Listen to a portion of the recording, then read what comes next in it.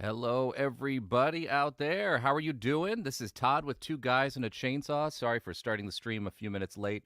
I am brand new to doing this all myself. I've done some live streaming before for companies, but that was when there was like a whole team of people behind me. And now I'm right here solo trying to figure this out for the first time. So thank you for joining us today. And I want to see who is here. So if you would please, hey, is Gary out there? Hi, Gary. Uh, Send a little message in the chat here and let me know if you're here. Oh, great. Good. We're going out there. Hey, Gary. Gary is one of our longtime listeners here on Two Guys and a Chainsaw and also one of our Patreon supporters. In case you're joining us from outside, we are Two Guys and a Chainsaw horror movie review podcast. And we don't normally live stream like this. Normally, we have a weekly show at chainsawhorror.com. Hello, Brandon. Welcome. Welcome to the live stream. And as we are a horror movie review podcast, you can imagine that Halloween season is a big time for us. We're very intentional about the movies that we put out during the holidays. And this holiday, we went a little kid-friendly. We do a lot of kid-friendly horror. Gateway horror, we call it on the podcast. Movies that families can enjoy, or movies that we enjoyed when we were kids that were just scary enough, but not so scary, right? This year we did just a little bit more than usual. This coming week, this week, a little preview, we have The Worst Witch, a review of that old TV series where if you were in, I don't know, if you grew up in the 80s or 90s like we did, you might have seen it on television. It's got Tim Curry and some people in it. Hey, John, my good buddy John, and I assume his son Aiden is there. Hi, John, Aiden, Angela. Thanks for joining us here. Anyway, yeah, so we're doing The Worst Witch this week, but 2 weeks ago we did Goosebumps the movie, which is a 2015 Jack Black movie based on the Goosebumps book series that was really, really popular when I don't know, I just missed it. I think I was just became a little too old for it right when it came out. My friends and I were more Christopher Pike fans when we were reading. And but the Goosebumps series is incredible. It's worldwide. It's extremely popular. And in 2015, there was a Jack Black movie called Goosebumps the movie, which came out. And as part of that, there was this game, Goosebumps the game. And I just happened to notice that I owned this game. I didn't even realize it, but I'm one of these guys who I'm a bit of a gamer, and I've got a whole bunch of stuff back on Steam. Hey, Shannon. Shannon, thank you so much for joining us. Shannon, another patron of ours and longtime listener. We're all pretty good. Back there on the Patreon, I'll talk about that a little bit later. We've got a lot of people. We know each other. We have a lot of fun together. We do a lot of chat behind the scenes of the podcast. And so I think, boy, a lot of familiar faces coming through here. Thank you so much, guys, for joining us here today. So anyway, the Goosebumps, the movie, we just did a review of the movie, and I thought it would be really, really fun to do this game. This game came out in 2015. It is a tie-in with the movie, and it's a point-and-click adventure game, which I'm very familiar with because I played those a lot when I was a kid. And I just have this, backlog on Steam because I've bought so many games over the years, and I bought bundles, and I think this came in one of my humble bundles. Noticed I had it and thought, you know what, let's try something different this year. We've never done a live stream playthrough of any game before for a horror movie podcast. But it seemed appropriate, and it seemed fun for the season. So we're going to go ahead and do that now. And if you've got kids, this should be pretty kid-friendly. I don't think it's going to be terribly scary, but it's a point-and-click adventure game. It's almost 10 years old. So anyway, we'll give it a shot. I'm going to try this. And by the way, in case you don't know, I am broadcasting from Beijing, China. It is 7 in the morning over here right now. And I'm telling you, it is... a little chilly right now. It's getting cold outside. It's getting a little dreary outside. We're hitting that fall weather here. We don't do much Halloween celebration here in China, unfortunately. Being my favorite holiday, that kind of stinks. But nevertheless, we can play games, and we can try streaming them over the internet. So I don't know if you know much about the internet over here in China, but sometimes it can be a little spotty when I'm trying to reach the outside world. So if this stream kicks off or has any issues while we're doing it, please bear with me, stay here, and I will get us reconnected. So this is the very first time, by the way, I'm firing up this game. I only tested it just to make it sure it works. And here we are. I don't know if you can hear that. I don't think the audio is coming through very well. This game, I don't believe, is very audio heavy, but I am playing it from my Steam Deck here. I don't know if you guys know what a Steam Deck is. It's a portable machine here that you can use for playing. And I'm just going to full screen this. Maybe that would be a little easier on all of us, huh? Let's see. Can I full screen this? I know I can. Thing is, I'm streaming it from my computer, from the Steam Deck to the computer. So if I crank up the audio here on the Steam Deck, you can probably hear it a little better. Can you guys hear that? That music? I'm not sure. Yeah, Gary, this Steam Deck is my newest favorite toy. I've put almost every game I own on here. It's also really good at emulation, and thank God it is, because that's the only way we're able to play this Windows game on my Mac computer. Hello there, Soul Reaper. Thanks for joining us. All right, guys, let's get into this. I'll either play this on the Steam Deck or I'll play it here on the computer. I'm not sure which. Whichever works better. Let's try the Steam Deck, all right? All right, we're just going to hit play game. And start a new game. Name my character. All right. What should we name the character, guys? Should we be clever about this, or do I just put Todd in? Then, all right. I'm just gonna put Todd in. I'm not. It's too early in the morning to be terribly clever. Choose your gender. Okay. Todd today is gonna be a girl. Clearly, this is a 10-year-old game. We only have 2 gender options. All right, let's see. This guy creeps me out.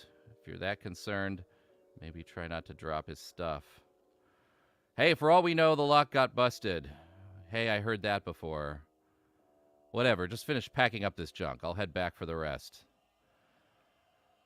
All right, so we got some movers here. Who hires a moving company to move out in the middle of the night anyway? Just be glad someone did. We needed the job. So what about that girl?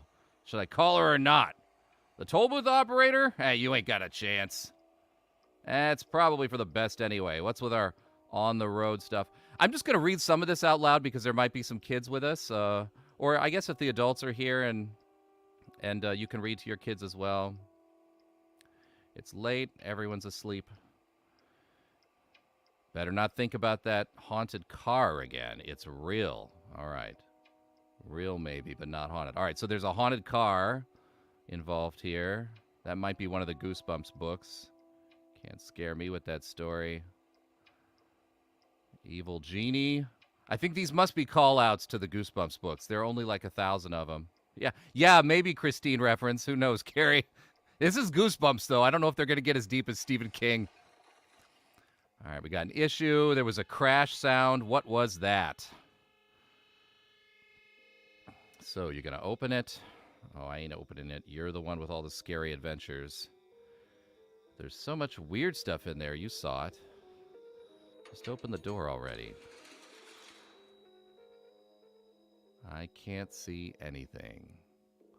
Looks like you got a new tale of horror. Night of the Tipped Over Box. Not funny. I thought that was funny. What is it? Some kid. Aha! We know what this is. How many people out there have read the Goosebumps series at all? This is probably one of R.L. Stine's favorite characters. Oh no! Ventriloquist dummy come to life. The next day. That was, I guarantee you, Slappy. Slappy is one of his most famous characters. Can you guys hear the audio on this? I'm trying really hard. I'm kind of holding it up to the mic just so you might be able to. Yeah, Soul Reaper, I was a Choose Your Own Adventure fan myself. I thought they were the greatest things in the world, especially when we didn't have games like this, right, to play. They were great, like interactive stories. All right, so it looks like we are a girl out here. School's out for the day, ready for a pleasant walk home, but those clouds look pretty bad. Was it supposed to rain today? You go to check the weather, but your cell phone appears to be missing. You left it somewhere, but where? All right, so it's an old game, but it's not old enough that it doesn't have a cell phone involved. All right. Okay, so examine your environment by moving the area and pressing the left mouse button, then choosing look. Okay, so this is a point-and-click adventure game. If you guys were just as fun, I don't know if you guys enjoyed these when you were a kid. I sure did. Yeah, okay. Yeah, this is good adventure gaming advice. Basically, you got to look around the screen. You got to click everything. And hope that it yields something for you. There's a flag. You would think that that flag would be clickable. Oh, there we go. Wasn't it clear this morning? Must be something scary involved. All right. So basically, the rules of adventure gaming are you click everywhere on the screen. Nope, your phone's not here. Looking for things. And whenever you find something, it's going to get added to your inventory. This planter is surprisingly comfortable. All right. Click the tree. Deirdre called it the chemist tree. Nice. Yeah, Gary, I still love point-and-click adventures. I'm a real nerd for that. Okay, so it looks like we can leave here, but we're looking for our cell phone, so I'm thinking... maybe we should go into the school. All right, so that turns to an icon there. To move, but select an exit with A and choose move from the drop-down. All right, so... Will you ever escape this place? The schoolyard. We will see. We trudge back inside. I had to click that twice, by the way. That is a scary proposition in an adventure game, that it is that specific. We could miss some things. A long, empty hallway stretches to the distance. You stop near your locker. Trusty 402. Okay. All right, so there's some clickable things here. We're going to open the locker, I suppose, see about our cell phone. You just need the key from your book bag. Oh, this is kind of a nice little tutorial. So our locker has a lock on it. And over here, we have our inventory. So we should be able to click our inventory and select use. And then we can click that here on the lock. If I use the right button. And it unlocks it. You easily slide off and open your locker. All right, we got a lot of stuff to click in here. Let's see what we've got. Stickers that we put up. Hey, Big Flower Steph. How are you doing? Nice to see you. These are all books you didn't need for homework. Okay. The problem, all right, what little homework you have, it could easily be done in the minutes before class. You know, the problem with point-and-click adventure games is that you never know what's going to be important. So there's a lot of pixel hunting sometimes involved. Like maybe this class schedule or these stickers are important. Or maybe we're going to get this generic message every time we click any one of these stickers. But then we'll click like one of these stickers and it'll be like, oh, this is your favorite sticker. You need to take that. You're going to use it later. And so it keeps talking about the stickers here. Those are not... Are those stickers, really? It looks more like... There's my cell phone, right? Thank goodness it's your cell phone. Seemingly unharmed. Yeah, you're right, Steph. We got to click on everything. Hey, Neil! Nice to see you. Welcome, Neil. Another one of our patrons. Spoiler alert, guys. We have an episode where Neil is a guest on it, and that's going to be coming up in November. We did pre-record that just before the holiday started. Cradle it protectively against your chest. Yeah, if I lost my cell phone, I would be dead, especially here in China. Looks like you have voicemail. You click play. Hi, Todd, it's Mom. Just wanted to let you know I'll be home later tonight. The clients want to take us to dinner. Chad should be home pretty soon. You too will need to fend for yourselves. Keys under the back. All right, here's important information. Remember, the keys under the back steps. Love you. So this game's not going to be so cruel, I think. All right, so what do you guys think? Do I keep clicking a few more things in here? You're right, Steph, like we should probably click on everything. I feel like I probably have. Neil, it was so great with you. I can't wait to share that with the world. We We did a movie called The Rise of Leslie Vernon, which a lot of people have been requesting.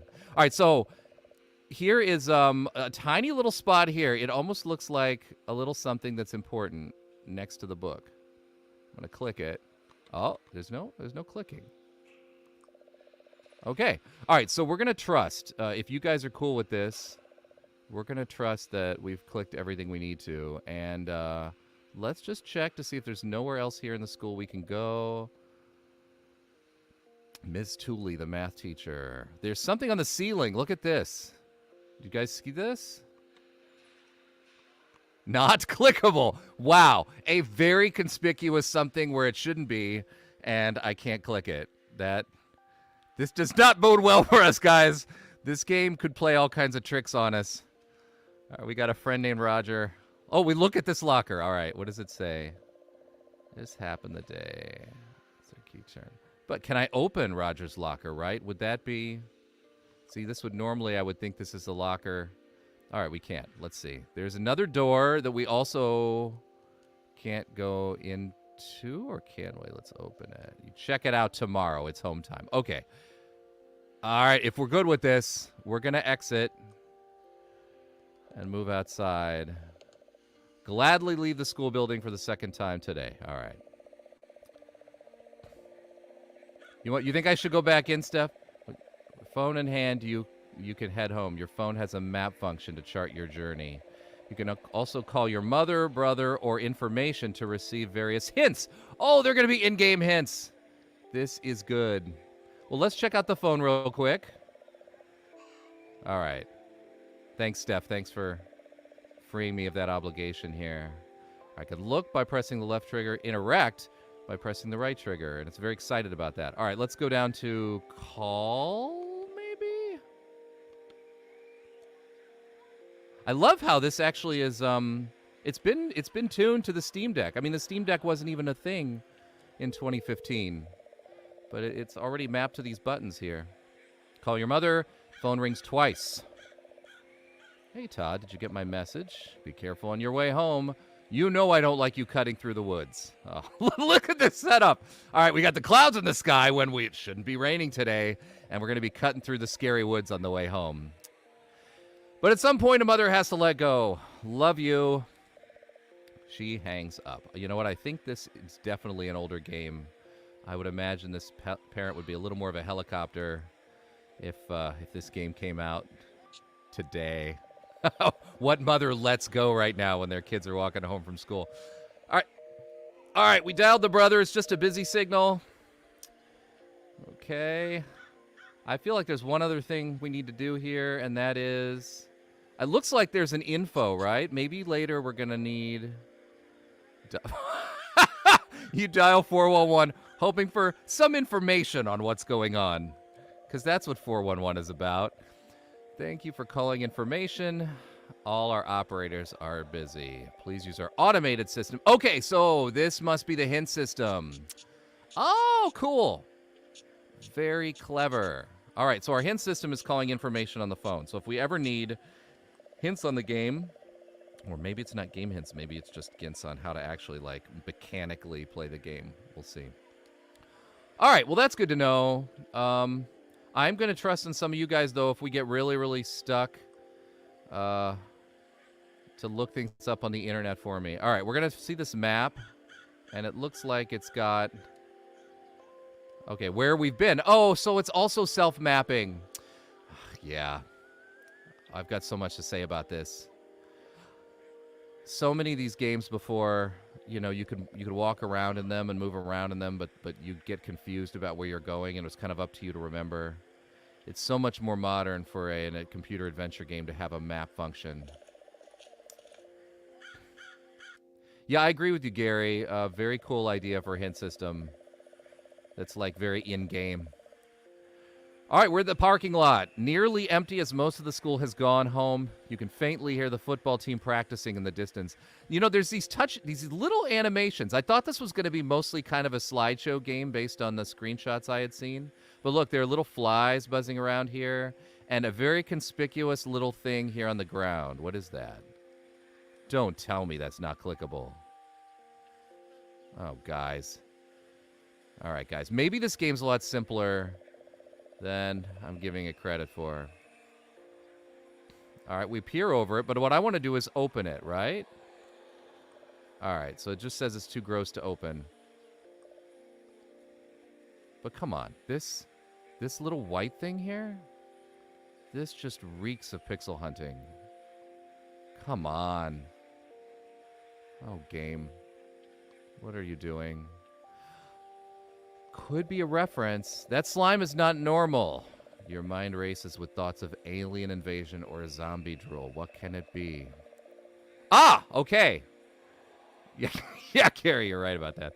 Oh, it's just someone's old milkshake. Really, really old milkshake. What a tease you are, game. What a tease. This must be a reference, maybe. I have a feeling. Now, as a guy who never read a single Goosebumps book, weird, right? As a guy who never read a single Goosebumps book, I will not be able to get most of the references to other things that are in here. All right, so is that the school in the distance? All right, so that will add 20 minutes, plus it might rain. So we are to, as we heard from Mom earlier, go through the woods. Now, I see that the woods are on the left here. There's a woods, and there is a different path. What do you guys think we should do? Do you feel like maybe Mom was warning us? Was that a hint that we shouldn't go through the woods because we might encounter something scary or dangerous and we need to take this path? What should we do? Should we take the scary and dangerous path or should we just go through the woods? What do you guys think? I know what I'm going to do. I'm going to save first. I am too experienced at these games to know that when you encounter a difficult decision, what you really need to do is save the game in case you die. Because in these games, you die often. All right. All right. Quick poll, guys. Are you still with me here? Gary says go through the woods. Who says go up the less scary hill? Any other ideas? Ah, why not? Let's just go through the woods. Let's do it. We can look at him first. Ah! We've been playing in the woods since we were little. It can't be that bad then, right? And we're grown up now. We just use it as a shortcut every day. All right, we're going through the woods. We hike up a well-worn path into the woods. Thank you, Liz. Brandon, Liz, so nice to see you. Welcome to the podcast. Familiar sight and sound. Over the bridge and into some trees. Yeah, Steph, I don't know what was in the dumpster. I clicked it repeatedly, and we couldn't open it. All we got was info about that slime.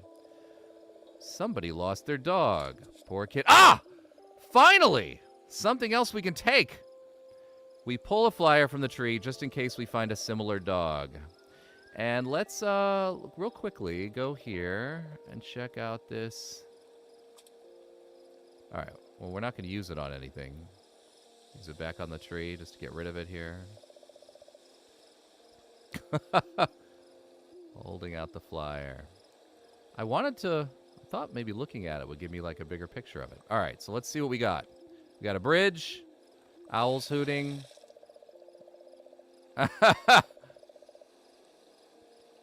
Okay, we smell funny. I don't know if that was a good thing or a bad thing. All right, I can't. All right, here we go. Look at the bridge. Sturdier than it looks. It's lasted your entire childhood, but I don't know how old we are. Elementary school, maybe fourth grade or so. All right, guys. I feel like we just keep going. It doesn't look like there's anything else clickable, but I'm hoping it was a good thing. A good thing that we got ourselves wet. Oh, boy. This looks sinister. It's a weird guy creeping around. Never seen him before. Liz, Hogwarts Legacy is a nice little game there. I've watched someone play it, and for them it was just over a little too soon. So I guess your fourth time playing, you must have had the same experience. Just a sec, I'm gonna get a sip of coffee. Oh, you guys tell me what we're gonna do. There's a weird guy creeping around that we've never seen before. He seems more like hulking around. What are we gonna do? Are we gonna approach the weird guy? Are we gonna ask him if he's seen a dog? I feel like. Oh, of course you did. You're a completionist, right? Was it different? Was it significantly different playing as a house? Okay, we're gonna start to ask the man if he's lost. He grunts at me unintelligibly. All right. So it looks like the man is not necessarily blocking our path, but we can interact with him. Kill him? What, with the key? Should we just use the key on the man? Let's see. It bounces off harmlessly. Oh no. Oh no! Ah! Oh, guys! Your vision blurs as the plant creature's vines tighten around your neck. You struggle, but it's too late. You're already withering. Oh! This is truly a classic adventure game. We are probably going to die 15 times before we finish this, at least in the first thing. Hello, Devin. Welcome, Devin. Devin, good friend of mine here in Beijing. I am surprised he's up this early. I didn't know Devin to be an early riser. All right, guys, do we hit retry, which might take us to the beginning, or we hit load? All right, let's hit retry and see if this is one of those games. Oh, look at how nice this is. Now I feel a little less, I mean, I feel like I don't have to save as often if it's just going to put us back here. All right. So, let's go back to the path because we may be able to do something with this guy. Maybe throwing a key at him wasn't the answer, oddly. Let's try seeing if he has seen a lost dog. Let's see. Let's see if this works. Oh, it bounced off of him. The paper bounced off of him, and now we get treated to another one of those lovely plant creature animations. All right. The third thing I want to try, guys, because you got to do this in these games, or else you're going to be backtracking a lot, is just walking past him. All right. Let's see if this guy, if interacting with him is a problem, but moving past him is easy. I don't think there's any other way. Oh, there's this way. All right. So it seems like he's blocking both ways, but we'll try going this way. Right path. Look at it. Oh, there's a clue. Big spooky tree. We're nervous about that guy. Let's just go. You take a few steps, and guess what? All right.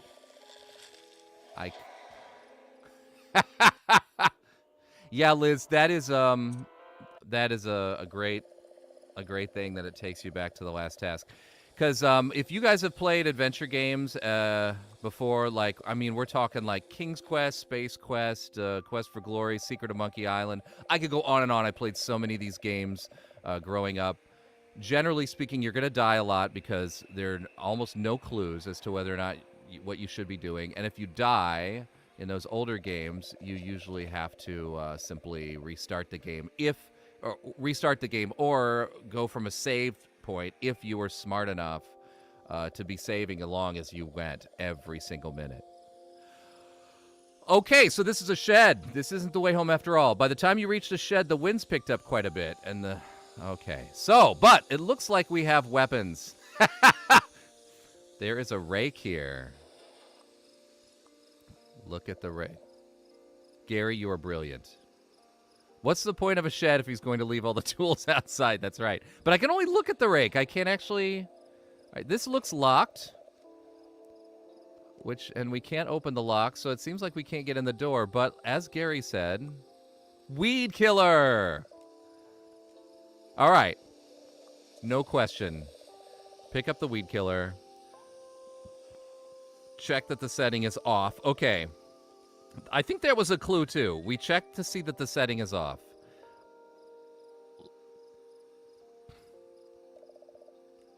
Two-setting nozzle, right? That has to be significant. Because I bet if we go back to use the weed killer on the guy and the setting is off, it's going to be like, oh, you tried to use the weed killer, but it's off, so you die. All right. I don't know, guys. I don't think there's much else to do here at the shed. Maybe we'll get a key to the lock. Let's try. Oh, knock. Let's try knocking. No response. Guess he's not. Does somebody actually live in this shed? This is very horror movie, right? There's probably some creepy old janitor that lives in a shed over the school. Or maybe it's probably maybe it's a reference to a Goosebumps novel. All right, guys, here we are. Don't forget to save frequently in case the unthinkable happens. But game, you lulled me into this sense of security, thinking that you were just going to always give me an option to go back to the... All right, we're saving the game. But notice it doesn't give you save game slots. Like, I can't, like, save... I don't think it's going to be that sophisticated. All right, let's move here. And go in to the woods again. Move here. All right, guys. Because we've already interacted with this guy, we'll spray some weed killer on him. We haven't turned it to the on position yet. On a hunch. They're pretending we haven't been through here 3 times before. You raise the weed killer and pump the trigger 3 times, spraying the strange figure. He recoils violently as it hits his face. Smoke rises from the wounds, and you smell something like freshly cut grass. He retreats to the foot of the hill before falling down and cowering. Oh, he has been immobilized. He doesn't seem to be particularly interested in conversation. What, we can't look at him? He's not threatening anymore. He covers his face with long, ropey fingers and trembling. Okay, so guys, we've successfully, I mean, unless you count opening our locker with a key as a puzzle, we have successfully completed our very first puzzle in this game. It's got to be a reference to an R.L. Stine book. 10 points to whoever knows the reference. Otherwise, oh, good idea. Let's ask him about the dog. Hey, bud. Sorry I violently... Have you seen this dog? He's not interested in the dog. All right. All right, guys, left or right? What do we do? You know, from my days working at Disney, I know that everyone always takes the right path. And so I feel like the path less traveled is going to be the left one. Let's look at it. All right, that leads to the street. It's telling us that. This, ooh, does this lead us deeper into the woods? Oh! Clearing ahead with a really cool tree. Maybe we should take a look? Yeah, man. I'm not too old to check out a really cool tree. The air in this spot smells cleaner somehow. So this must be a safe space, guys. This is Uranus's Keep in Quest for Glory, if you guys know that one. Go through the ground like it's nothing. Quest for Glory, another great point-and-click series. Is there anything here we can click? Thanks, Steph.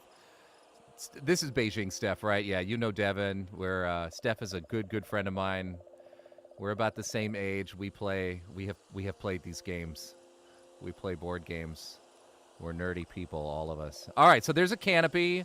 Do you want to spray weed killer on the comfortable tree? There's something down here that looks like a rock, but okay, that's not it. I feel like we can come back to this tree if we feel like it, but there's nothing really. The rest of the trees are backed away from the big one, like they're giving it space. All right. So this is a peaceful, magical tree that will probably come into play much later. Maybe it's a good thing we encountered. Oh, there's this spot on the ground. Let's see. Oh, uneven dirt! Wait. This dirt's been disturbed. Devin, you want to kill the magical, beautiful old tree? Okay, guys, here's the deal. There is tightly packed dirt here, but we don't have the tool for it. Obviously, there was a tool shed back there. I feel like we should be able to go back and get a shovel from inside, but it's locked. So we're going to need the key, and we're going to have to come back here and dig, or we're going to have to get a shovel from somewhere else, I feel like. Or back at the school somewhere, there is a key to the shed. Do we do this, or do we just go home and move forward? What do you guys think? Do we try to go back to the school, click around a few more things, try to find a key to open the shed, to get the thing, to dig around in the dirt? Or do we just say, screw it right now, we're going to go home? A quick poll. Quick poll. Anybody? Anybody? No? All right. You know what? Get the key. Oh, Devin. Big rock? Oh.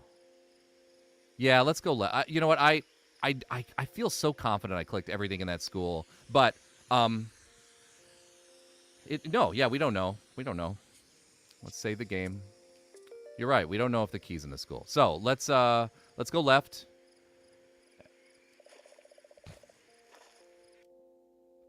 Yeah, you're right, Liz. If there's a lock there. Oh, we're not even home yet. Looks like there's some kind of commotion near the tunnel. Is this another R.L. Stine reference? Let's check this out. Look at the crowd. They seem really excited about something. All right. Let's talk to them. See what they think. We ask what's going on, but Tyler Alseth just glares at you. Mind your own business, Todd. I knew this kid. I totally knew this kid. Good old Tyler. All right, so that's the crowd, but can we... All right, we can go in. We can just push our way past them. Tunnel's actually a large drain pipe, and the water inside stinks like old socks. Like the Burger King Kids Club. You're right. Gary. I missed the Burger King Kids Club. You look for a way through the crowd, but it's just not happening. Should we ask them about the dog, or should we spray weed killer on him? What do you think? Get out of the way. All right, let's ask about the dog first. That seems like the less violent solution here.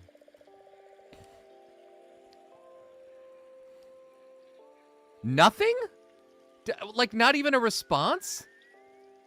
Did I click the wrong button? Come on. You gotta at least say...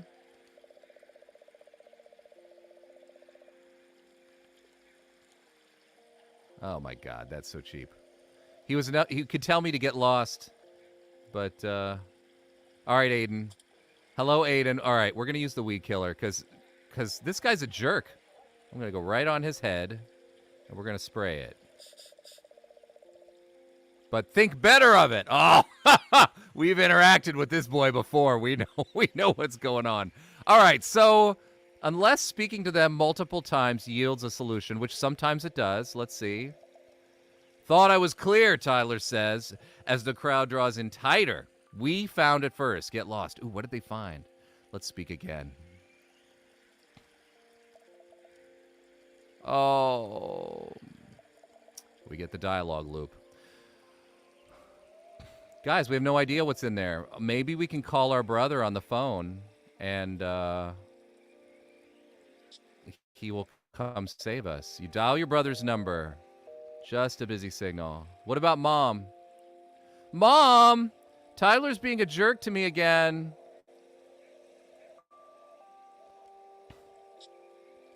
Oh, darn it.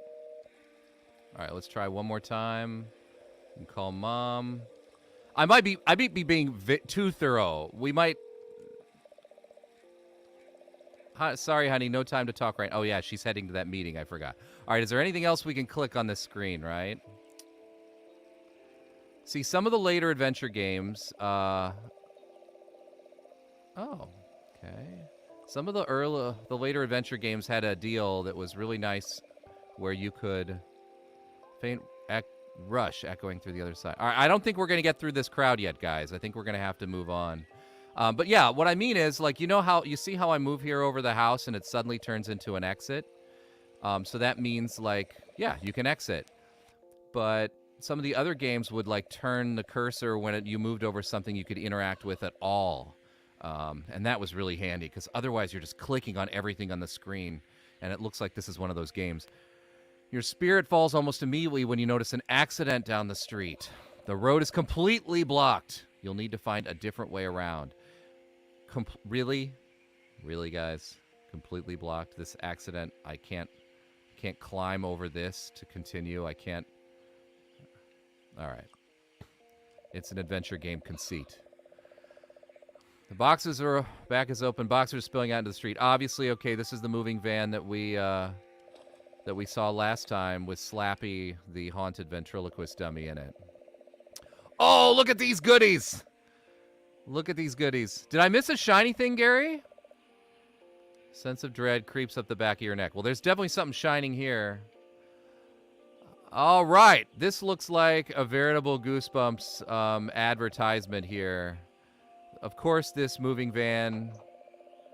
All right, we can't open the sarcophagus, but we do manage to kick up some dust. It looks like there's something blue up here. What's that? What a snazzy top hat. You could see a magician wearing this. Yes! We pick up the top hat. Let's look at that. Let's see what's in the... Is there a rabbit in here? Let's use it. Let's see. Maybe by using the top hat, we will bedazzle... Oh, we got to use it on something. Like the scarecrow, maybe. Place the hat on your head, but it's too small. Oh, all right. So we can't use the hat. Yeah, you're right, Steph. I was very much into magic growing up.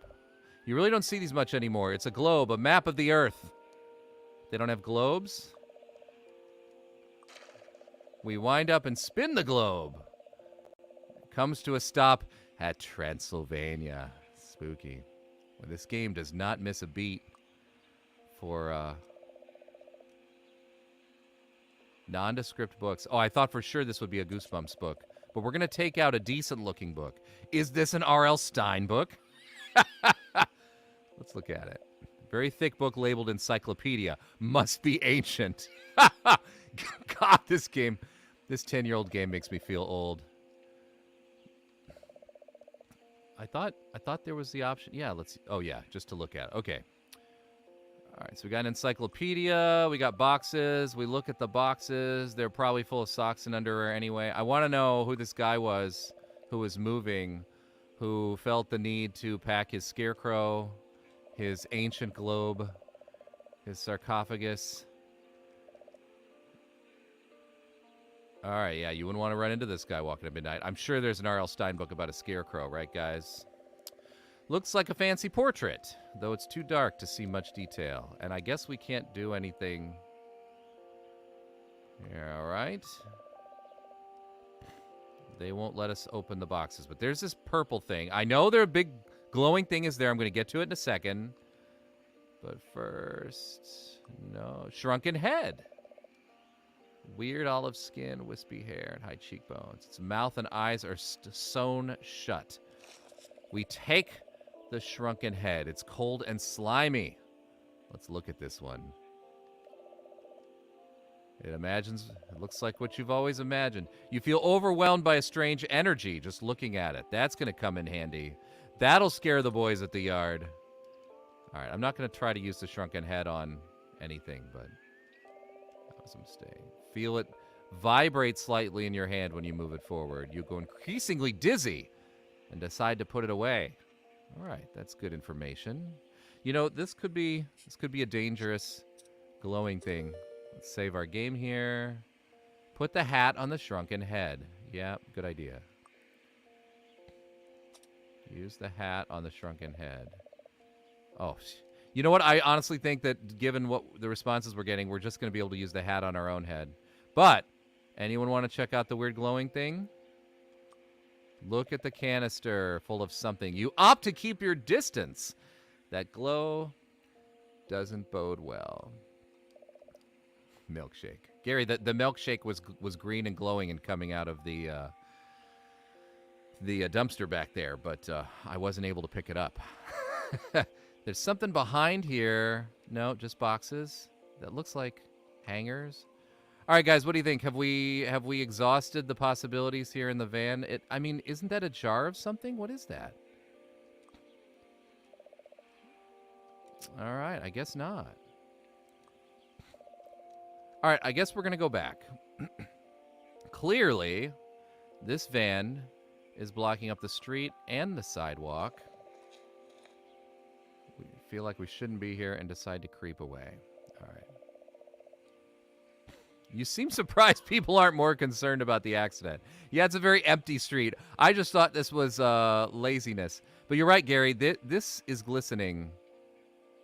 I think it's just telling us... Yeah, we can't click it. You're right. 3 items is about as much as we could expect from one screen, right? We can look at the houses. You assume a happy nuclear family lives in each one. Being a kid's game, I feel like there are little chuckles in here for adults as well. The clouds haven't cleared, and they're thicker than before. All right, it looks like this is going to be a bit of a dead end, too, so we must have to go back and interact with the kids. But we have tools now. We have a hat to dazzle them with. Oh, they're not even there! Aha! There's a bunny. Is it an evil bunny? All right, guys, what do we do with the bunny? Do we ask it where the dog is? Do we spray weed killer at it? There's so many possibilities now. Small white rabbit. His fur is unkempt and he seems wary of you. Okay. Let's talk to the rabbit. You kneel down and look into the rabbit's eyes. Hey there, little fella. Says the rabbit to your surprise. I thought those brutes would never leave. Ooh, it disappears into the brush. Did we screw up? Oh, I think Steph had an idea about putting it in the hat. So, hot tip for you guys. Let's go to our options and see... What? Wait a minute. Where's the load? What? We can save the game, but we can't load our saved game. Oh my gosh. That is crazy. All right, well, now we kind of know the expectations here. All right, so I have a feeling the game is not going to be so cruel that we'd have to load our way out of something. So, well, we can move on with confidence that if there was something that we need the rabbit for, we will do something with it later. We'll encounter it again, I think. Or we just missed an important part of the game and we'll never get through it. I guess we'll find out. Let's look at the pipe tunnel. And the water inside stinks like old socks.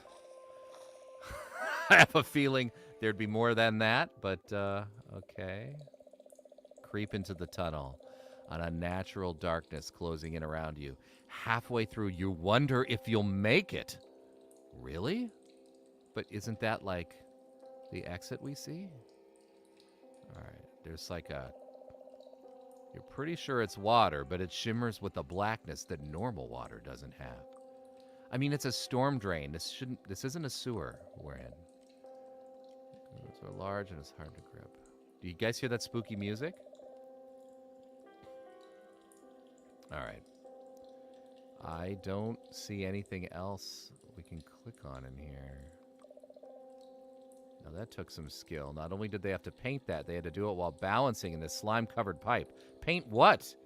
What does it say, guys? I can't read it. Graffiti. Oh, look. Nah. My screen is too dark. It's just symbol. Oh, it's symbols of some kind. It's like a 2 crossed out. It's like a weird squiggle, and it's like an uppercase E. That might be handy. Oh, and there is a hole here. Peer into the darkness. You feel a sound. You dive into the big black hole with a running start. With a running start. We were very, very confident here. You fall for what seems like hours. Falling. This may have been a mistake. Yeah. Yep. Game over. All right, but we're back here, so no problem. All right, guys, so don't jump into the big dark hole in the side of the tunnel. We know that now. All right. Okay. Let's go up and look at the opening. So close yet so far. It's the only source of light in this tunnel. Big surprise. You steel your nerves and push on through what looks like an otherwise empty tunnel. And here we are. The water rushes behind many of the houses on your street. Oh, we're at our street. You can usually find all sorts of weird junk that people have thrown out here. Hint, hint. Like a bicycle tire. Someone left a bike wheel. It probably rolls just fine. All right, let's spin. Secure the hub and spin it with Hun hands. Seems fine. It clicks and everything, but we can't pick it up. We can spin it, but can't pick it up. Let's see what this is. Chimney! How could a chimney even get here? Landed from Oz. This looks clickable. Old shoe. Just alone. Part of you wonder if its owner lies around somewhere. Probably. It's better in your hands than out in the elements. We rescue the shoe, which is far better in our hands than out in the elements. The water here seems to extend forever. You squint, but still can't see the bottom of the pool. What do you think, guys? Are we going to take a running dive into this tiny, tiny pool? Getting down on your knees, you put one arm into the pool of water. Its icy chill clings to your skin. As you reach even further down, something's happening. The water rises past your elbow. Still haven't hit bottom. You take a deep breath and reach on, down, down. The water laps against your shoulder. You reach left and right, but can't feel anything but water. I mean, our arm's still in there, so we're fine. You start to imagine a hand gripping your wrist and yanking you down beneath the cold surface. It's almost real. The sensation of bony fingers wrapping around you, tightening. The pool is rushing toward you face. You take a desperate breath and hold it, clenching your eyes shut. The moments later, you realize it's your imagination. You gasp and pull your arm out, soaked but unharmed. The coast is clear. Oh, pool, you tease. I want to do it again, just in case. I mean, maybe you'll have better luck with your foot. You stop yourself, imagining tiny piranhas nibbling. Okay, guys. The pool's just there, or we throw something in the pool, or we interact with the pool. If we had a cup or something, I'd probably try to get some water from there. Looks like... Scan the roofs of the neighborhood. Chimneys all accounted for. All right, anything else? Is there a rock? No, I don't see a rock. I don't see this. I don't see... Still the chimney. It's not a... Oh, it's part of the chimney, I guess. All right. I guess we press on, yeah? Move along the path. Hop across the rocks and stroll into our neighborhood. Holy crap! Jump scare! That dog attacked as soon as you entered the neighborhood. Thank goodness it's on a leash. All right. There's a woman here and a dog. Let's look at the dog. Angry dog. This is the dog that tried to eat your face. She's a poodle, and you wonder if being psychotic is common in the breed. Talk to it. Hey there, girl, you say in a pleasant voice. The dog growls in response, sending some drool in your direction. Oh, there's a woman. Doesn't look familiar. I don't know. She looks familiar to me. Maybe she's new in town. She's dressed extremely formal for someone walking her dog. I don't know. Maybe she's on her way to a soiree. You nervously stammer hello to the woman, who turns a disinterested eye in your direction. Sorry about the dog. She looks to have given you quite the fright. Ooh! We ask about her or we ask about the dog? Which do we do, guys? Quick poll while I sip a coffee, all right? She looks familiar to me because she looks like any other scary woman in a movie. She's a little bit like 1001 Dalmatians. What's that gal's name? Maybe there's an R.L. Stine book about this as well. All right, let's ask about the dog. Oh, Gary says woman. Steph says dog. We're going to split hairs here. Hairs, dog. All right, let's go for a dog. I'm not okay. Well, what breed of dog is she anyway? Poodle and something else? Fifi, yes, she's a rare sub-breed of poodle. One prone to temperament problems. Yeah, I can see that.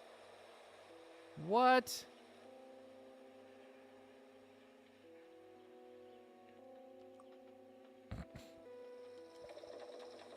Oh, that's right. That's right. It's around back. It's around back. That's what Mom said. There's a back. Okay. Right? She said that the house key is around back behind the, underneath the... No? We want to go around back. What? Oh, all right. So it's probably... We click here, right? Backyard. Yep, okay. See, guys? You don't even know that there is another space on this screen to click. All right. In spite of the weirdness, your backyard provides a welcome retreat. This doesn't even look like the same house from the backyard. Oh my gosh. There's no dinosaur toy. Who? Oh, it's not mine. All right, let's take it. Love it. All right. Oh, is that a shovel? Guys, we can take the spade. It's Mom's gardening spade. You remember? You remember that tree back there? All right. And a toy truck. It's not your truck. You don't play in the sandbox anymore. Why are people putting toys in your sandbox? And what are these little things here? It looks like something. You must have played in this as a kid, but you can't remember that far back. Really? Sand is turned hard and chunky from disuse, but we can search it. You force your hands into the dirt and root around. It's cool to touch, but you aren't finding anything of interest. Just for total thoroughness, let's use the spade in the chunky dirt and see if maybe there's something more deep inside. You jab the spade at it ineffectually. Turns out there's some problems too big for a shovel to solve. All right, I agree with you, Steph. Tire swing. Do we use the tire swing? Is it a scary haunted tire swing? Let's swing on it. You giddily run and jump into the tire. You lean back and forth, your eyes, and you can't help but shout, "Whee!" The moment passes, and you lower yourself to the ground. Stops moving. Life's so much more complicated now. my 9-year-old girl self is already having an existential crisis, guys. You and Chad used to compete at climbing this tree until that one time Mom found him and demanded he get down immediately, and he broke his arm in the fall. Oh, boy. A lot of backstory here. There's the fence. We can look at the fence. The wooden fence keeps the yard safe and enclosed. You're glad to have it with that crazed poodle in the area. There is a barbecue grill we can look at. Get out of here! This is a Charmeister Elite Ultimate Grilling System. And here is a hole. Let's look at the hole. You crouch down and lean under the porch for a better look. Ooh. Is that a can? Cola can. Nobody would think to look in here for a spare key. You shake it. And of course, inside the cola can is the spare key. All right. Let's see. Pick up the key. This is our key, guys. All right, we got our house key. So now we know we can get into the house, all right?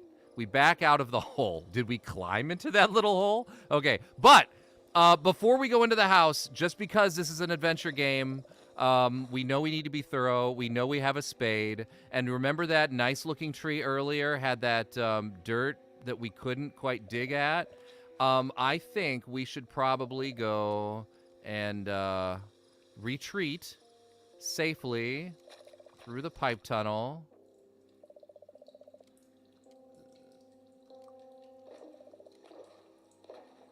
It's too much. You turn and flee. Why is that drain tunnel so scary, guys? All right, we're going to move to the clearing. All right, we're back to the woods. Oh, the weird guy is still cowering, so you do your best to ignore him. Yeah, he should just go away. Put his roots into the ground. All right, we move to the path. What are we going to... Oh, my gosh! I was not expecting this. Oh, no. A very large creature has appeared in the clearing. It seems to be grinning as it rubs its front paws together excitedly. Guys, plot twist. All right, we saved the game. You know, that's another thing you could do in these old adventure games is accidentally save the game in a point of no return. All right, let's look at the beast first. It's a very large, furry creature. You find it hard not to notice its rows of glistening razor-sharp teeth. Guys, what do we do? What do we do with this guy? Do we try to scare him with the dinosaur? Yeah, I kind of feel like Neil's right. Let's use the dinosaur on him and see if it works. Oh, no! You hold the toy dino out for a moment before the beast swipes it away. Chuckling, he swipes away your arms, too. Oh, you lost your game with the beast from the east. Don't feel too bad. It's a high-level adversary. Wow, okay. So I feel like the game gave us a clue. Does it mean that we're not really going to be able to deal with him until later? Or does it just mean we need to be more clever? Guys, I'm willing to give this a second shot. All right. I think we've got a shovel here, which is a potential weapon. We've got weed killer, which we've already used once. Highly unlikely it's not going to work on this guy, I sort of feel. But on page 1 of our inventory, we do have this magical shrunken head, right? What if we use it? You hold out the shrunken head with trembling hands. The beast falls to one knee and bows its head, submitting. Impressive loot. Me not realize you such high level. It backs away nervously. Maybe we play again someday. The hulking brute shuffles backwards, facing you until he reaches a safe distance, and then he bounds off into the trees. Ah! Good thing we had the shrunken head. We're high level now. The shrunken head has made us high level adversaries. All right. Good call. I think the beast did look hungry, and ice cream should soothe the beast. All right, guys, we're using the spade on the uneven dirt. We get a cool dirt animation here. The shovel slides easily. After 3 scoops, we uncover what? What is it? A key card? What is this, Metal Gear Solid? You think there's some kind of badge. Town Center Galleria is written on it. Are we going to go to the Galleria in this game? This is way too cool. So we tucked the security badge into our bag. You know, I half expected this to be the old caretaker at the school, old Mr. Willie, had, buried his key to the lock on his shed there, but clearly not. All right, I feel good, guys. We went back. We got a key card. We're high-level adversaries now. We've confirmed that. That's really good to know. And we're going to move back to the tunnel, and we've got a key to our house. So, we enter. I don't think there's anything to do with this hole here. So I say we just move on down the pipe. Push on. All right. All right. We've been very careful, through this game so far because we've had a lot of different things to explore, and we've just been getting kind of a feel for how it works and sort of what the rules are. Like, we know now that no matter what we do, even if we encounter some danger, we're going to be able to backtrack. So, that's good. It's good to know that. We can kind of press on with a degree of confidence, kind of knowing that we kind of know how the game's going to be, and we're not going to waste our time too much, like going down some path that we can't. Now, I'm using this house key, remembering full well that there was a door at the back, right, guys? There was actually a back door. We could have tried it, but, I mean, why not just go into the big glowing red house, right? The door opens. It was our key. Maybe it's our house after all. Are you ready? Are you ready to go in? Are you hearing the sounds from this game?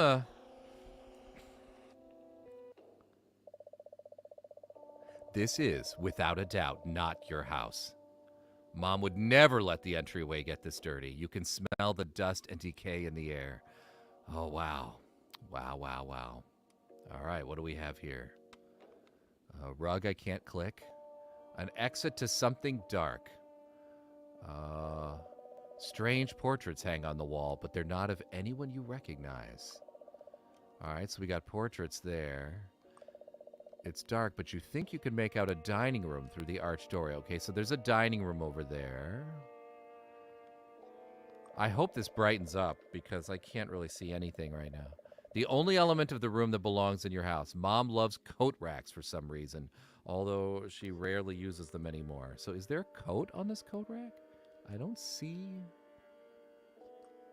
Mom has a coat rack fetish. Okay, I have no idea what that means, but okay. Dining room is, okay, so it's the dining room that way. It's the staircase. Are we going to go to the dining room or up the stairs? I feel like maybe the dining room first, right? Should we do that first, guys?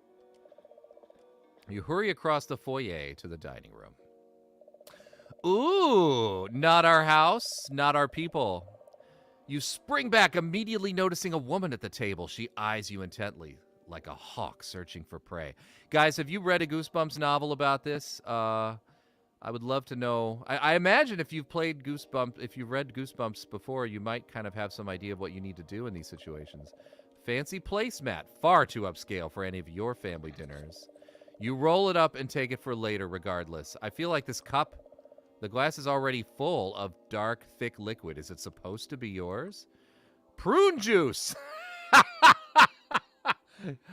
Oh, guys, should we drink the prune juice? Why not? Drink the prune juice. You plug your nose and take a big gulp out of the glass. It goes down easier than expected, and everything's turning purple. After a moment, your vision grows cloudy, and a wave of exhaustion washes over you. You feel incredibly weak, wrinkles stretching across your hands and arms. Not usually what happens when you drink prune juice. You struggle to think of a way out, but you're just so tired, and maybe you'll come up with an idea tomorrow. You lie down on the floor, ready for a nice, long nap, like the nap of death. You're right, Devin. It was stupid of us to drink the prune juice when we didn't even know if our house still has a bathroom.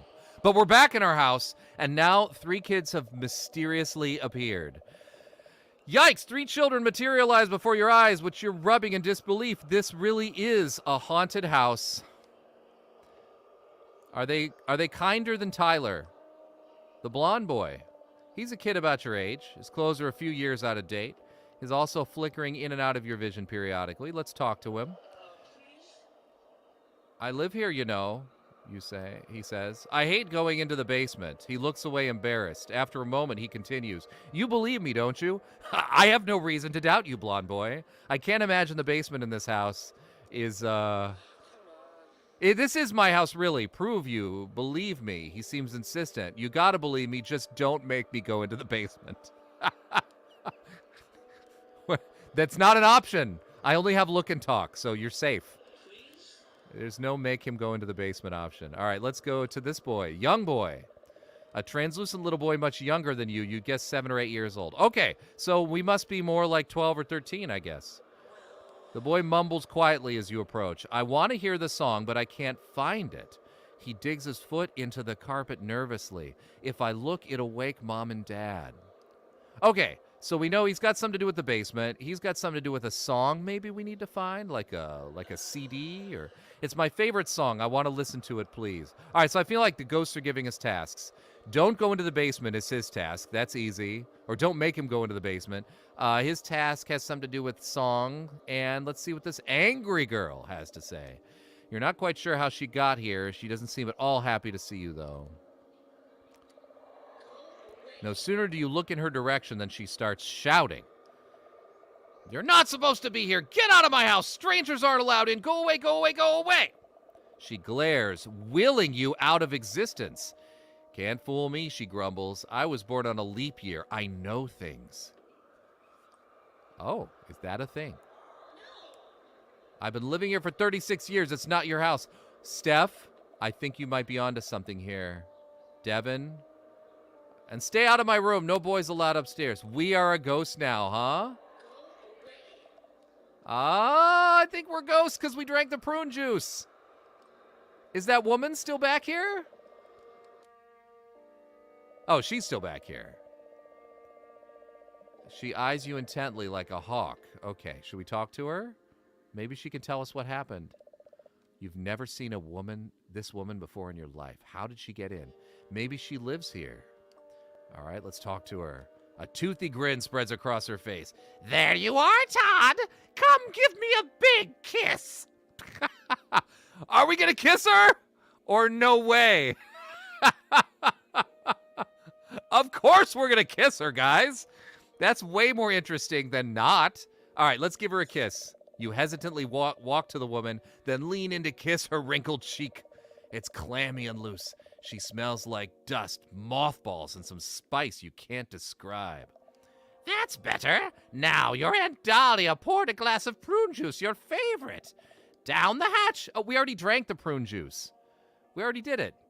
Oh, so she's just there to encourage us to drink the prune juice, which we did. Do we drink it again? I don't know. You sit down, you hold your nose, take a large gulp. It burns as it slides down your throat. The same thing happens to us. We think it might be nice to take a nap just for a few minutes. Close our eyes, think of Aunt Dahlia. She's laughing. Oh, game over. Okay.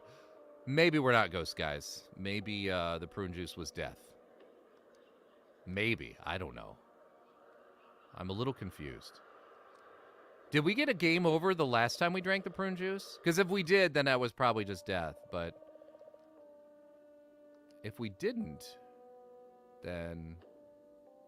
All right, well, we don't know. We know not to mess with this woman. We know this. Decorative plates. Ha! Decorative plates are a common household temptation among kids your age. I thought I was going to say something about common for moms your age to have. The chairs are arranged around the table for easy seating, and there is a hallway. Door leads further into the house, and is this the way we came from? This door should lead into the kitchen. Ooh! Should we go to the kitchen? All right, let's move to the kitchen. You duck into the kitchen. Kitchen looks like a period piece from a time you want nothing to do with. You immediately notice a dripping sound. Yeah, it's like what, the 50s or 60s? You strain to hear the source of the dripping. It's so faint it will be hard to find it. Really? You struggle to think of ways to make it louder. You want to track down the drip, but you need to increase its volume.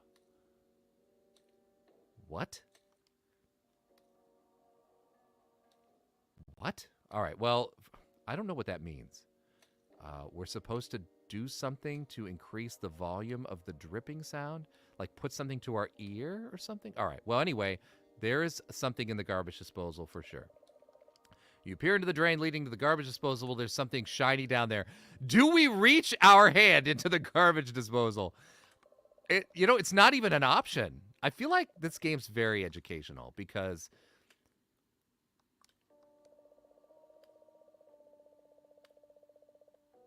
Because it's not letting us take the shiny thing, but it's also not letting us reach into the disposal. It's almost like we need to do something like take our shovel and use it to... Maybe we can use the handle of the shovel on the garbage. I don't think so. That's a good way to grind up a perfectly good spade, but a terrible way to retrieve an object from a drain. Let me just remind ourselves here what we have in our inventory.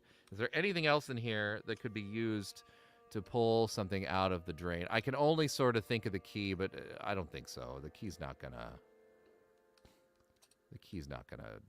help. It's not sticky or anything. Yeah, all right. So I sort of feel like we're gonna come across something that we'll be able to use there. Devin said open the dishwasher. Let's do it. Opening it would only bring your chores into stark relief. There will be time later. Oh, so we won't even be able to do that. We can look under the sink, though. Let's open it. Reach down and open the cupboard. Oh, we've got to perform plumbing work. That's the only proper way to get something out of the drain, right? We're going to have to unscrew this pipe, probably. Also, there's this panel here.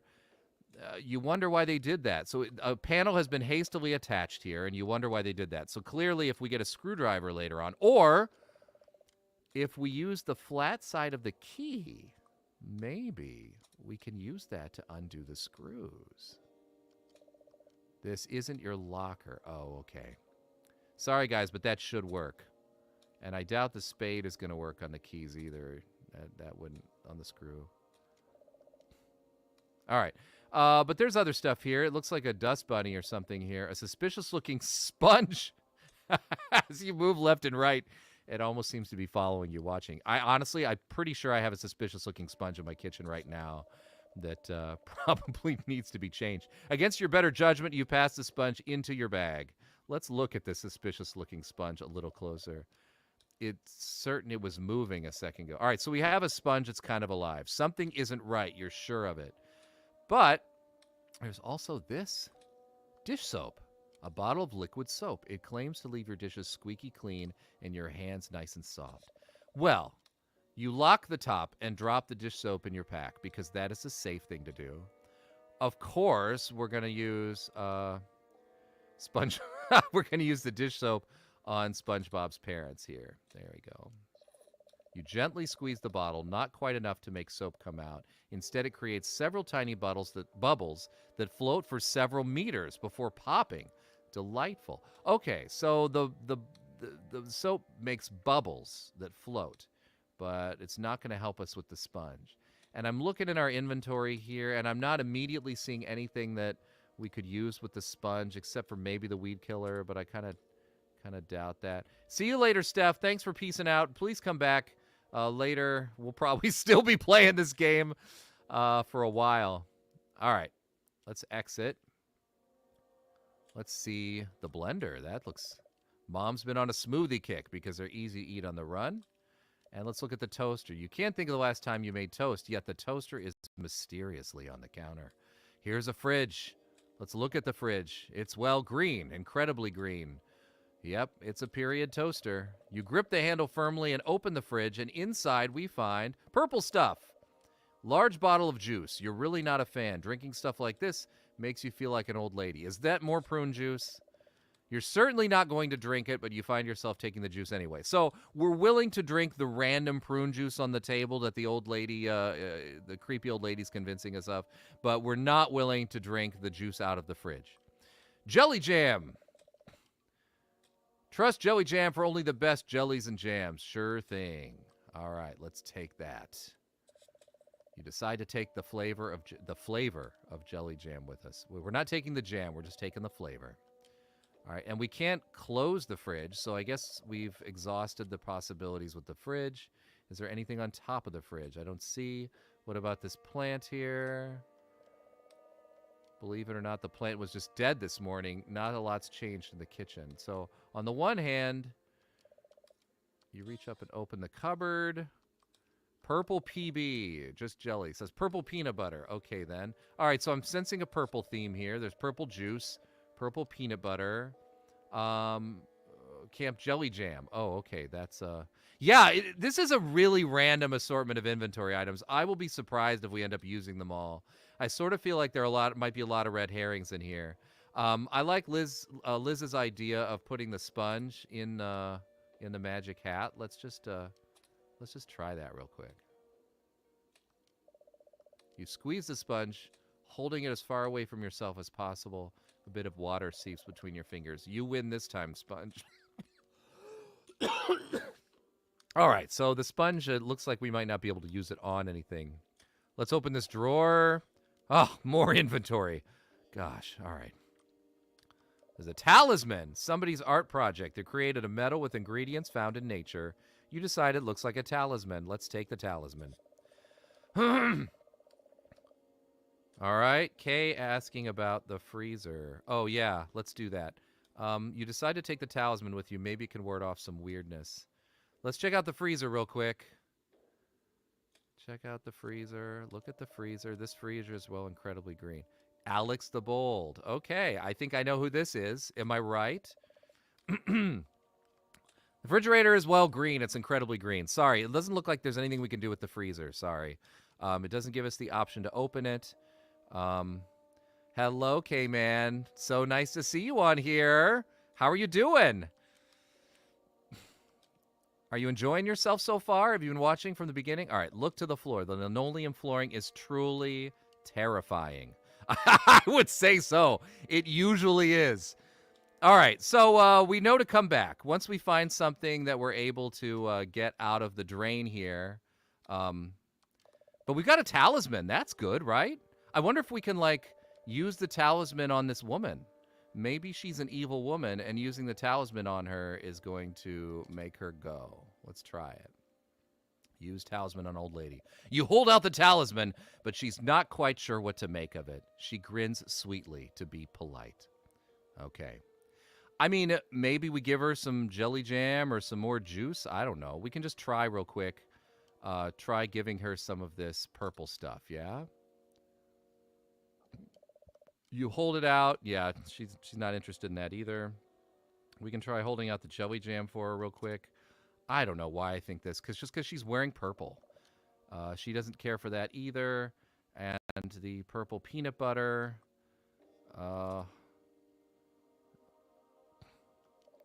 You hold out. Yeah, maybe we'll come back to her with something else. I don't know. I guess we could hold out the dinosaur. Let's try that. Nope.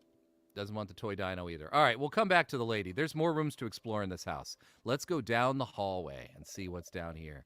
You walk past the table into the next room. At least the woman didn't lunge out at us mysteriously. The den is where the family gathers to watch TV or just hang out together.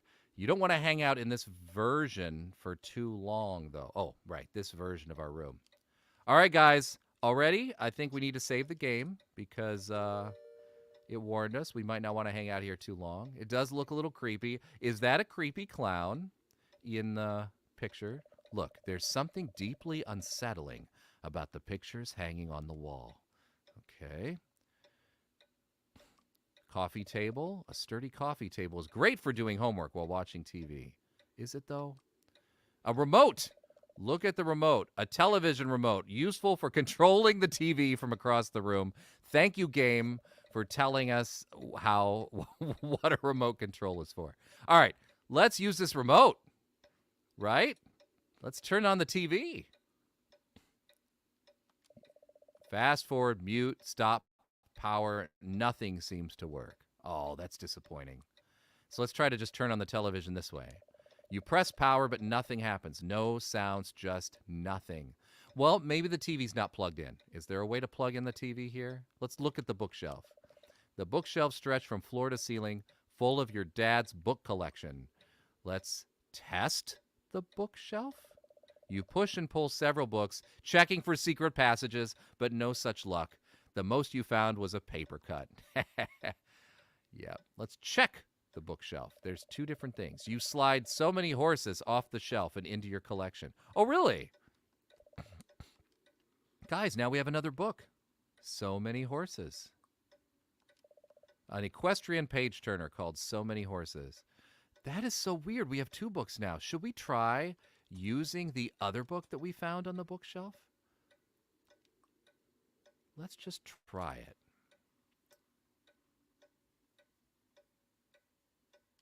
You open the book approximately at its center, then slam it shut as hard as it can. Nothing much helping. Okay, so we didn't actually use it on the bookshelf. We just opened the book, which kind of leads me to believe that might be how this works. Ugh, there's another thing here. Film. Look, it's a roll of film. You can load this into a camera and take pictures. Well, let's take the film. Maybe you'll find a camera later. It's definitely an ancient house, right? Oh, I just noticed there is an Atari 2600 on the floor. Look at the game. You'd think it's some kind of video game console. It's older than you are, though. Not older than me, sadly. All right, let's play this game. Aren't there enough video games in your life right now? Is what it says. True, we're playing one. Let's look at the clock. You've heard of grandfather clocks, but this must be a great-grandfather clock. It seems very old and expensive. Let's examine it. You move in for a closer look at the clock. Oh, guys, look. There are numbers on this clock. And they look like years, like 1976, 1977, 1978. These little tabs seem to mark different years. They demonstrate just how old this clock is. I think they also demonstrate that there is a puzzle Here. This tab looks looser than the others. Can they be removed? Oh, can they? Don't tease me, game. Let's see. I suppose we could try using our spade on it to see if we can pry off. You hit the clock tab with your spade. Feel better now because nothing happened. Okay, so I guess we can't use the spade on the clock tabs. We might be able to use the key to pry up one of the clock tabs. Let's see. No, nothing happened. Okay, yeah, I guess if they can be moved or removed, then this is a puzzle that we will... The clock is impressively built. It's definitely the type of thing that stays in a family for generations. But whose family brought it here? Oh, okay. What's here on the couch? Look at the couch. The couch has seen better days, but is still comfortable. Let's sit. Ah, you lean backwards and let the cushion support you. This is the life. Realizing you're still inside a dark, creepy perversion of your house, you snap out of your reverie. Okay. Hi, Liz. Yeah, it seems like you're behind. Like your comments are coming, but we're well past that point. But you've also been commenting on other things, so I don't know what's going on. I don't know what's going on there. All right, there's another door here that leads to a short hallway in another room. Let's open the door. You crack the door and peer through. Looks like it leads to the laundry room. There's a move door option. What is that? Move the door. Oh, move through it. Sorry. Pass through into the laundry room. Okay. Gosh, guys, there's so many rooms in this house to explore. So many things to pick up. We're on, like, our third screen of inventory now, and it sounds like the laundry room... The dryer is running. Oh, is this the back door? This door leads right to the backyard. It's currently locked from this side. We can open the door. So now the back door is unlatched. So that means that if we need to or want to, from here, we can easily get back out of the house to the backyard. So that's nice to know. I kind of feel like saving the game at this point. All right. Yes, we did just enter the laundry room, Liz. I don't know, for some reason, some of your earlier comments, like ask about the dog and stuff, were just now showing up. But no, you're right on track. It must be a weird thing about that. All right. Fairly standard laundry room. The door leading outside makes it a fairly good mud room as well. All right, let's look at the supply cupboard. This is a cupboard to hold all of your laundry supplies. All right. Dryer sheet. Oh, a box of fabric softener sheets. Let's take one. We have fabric softener sheets. At least now our bag will smell nice. Wow, guys, I don't know what we're going to do with all these random items. This is, for sure, one of the craziest adventure games I've played as far as getting random stuff right off the bat. And we have no idea how we're going to use it. The dryer's running, and it sounds like there's something inside. You can't tell what it is through the window. Let's open it. You tug on the handle, but it won't budge. And I think that's because it's running. So let's turn it off. Yeah? Let's turn it off. There is a cord down here. Maybe we just have to unplug the cord like heathens, you know? Normally, with a dryer running, you have to... You can just flip the switch, but... Are they just going to make us, like, cut the cord or something lame like that? Seriously? There's no turn it off button? There's a washer. All right. Let's open the washer. The washer door opens easily. Let's look inside. Okay. Let's look inside. All right, we just opened it.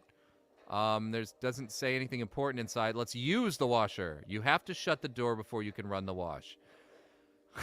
Yeah, maybe you're right, Liz. Maybe we have to wait for the cycle to be done. So do I literally have to do laundry right now? Because we have soap. We have dryer sheets. I mean, I tried to pick up this. Did I? Oh, this is detergent. Look, it promises to keep your colors bolder, make your white smoother. All right, so we definitely take the detergent into the soap bag. Guys, I have a feeling this adventure game is going to make us do laundry. Baskets full of dirty clothes. Smell it. Sniff, sniff. Ugh! Why do we stick our nose into dirty laundry? That is disgusting. But we can't pick it up, so it's not like we can put it in the washer. It's a wall-mounted flip-down ironing board. Mom irons so rarely you can't remember seeing it, though. Even still, of all the boards you've seen, this one has to be the most irony. Hilarious game. I can't pull it down. I just look at it. There's a door, another door, some more clothes here that I can't even click on, and something up here. It looks like, is that a light? Oh, it's a chute. It's a laundry chute. The laundry chute comes from the upstairs bathroom. You look up through the opening but can't see anything notable. All right. I am thinking that at some point, maybe not now, we have to wash something in the washer. It might be clothes. Something that perhaps when we're upstairs, we're going to have to chuck down through this chute just to get it down here. I see no way to turn off the dryer. I've tried clicking on the dryer. There's no option to just shut it off, which is really lousy. I tried clicking around on the cord down there. I couldn't do anything there. I'm looking through the inventory, and unless there's something here you guys think we should wash, like maybe this shoe? We put the old shoe in the washer? No, it didn't work.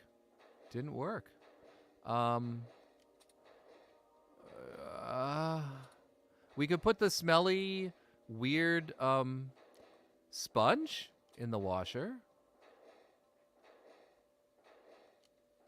Yeah, all right. Yeah, I think you're right, Gary. We just need to move on. All right, so let's go through this. Let's open the closet. You open the door, eager to find out what this new room could be. Look, guys, it looks scary. Should we go through it? Of course we should. Go into the closet that looks like the Twilight Zone. You step away from your safe, normal laundry room. Wow! And you stand at the foot of infinity. I should have saved before this, but we look like we're okay for now. So let's just save the game. Look, everything's floating around in here. Is that a baby monitor? Everything's curving around in perpetuity. There's one door there. There's a door there we can go through. Oh, so many options, guys. All right, let's just try this door. You drift away. Back to the laundry room. All right, so that's the way back. Well, let's go back in. All right. Let's go to this door.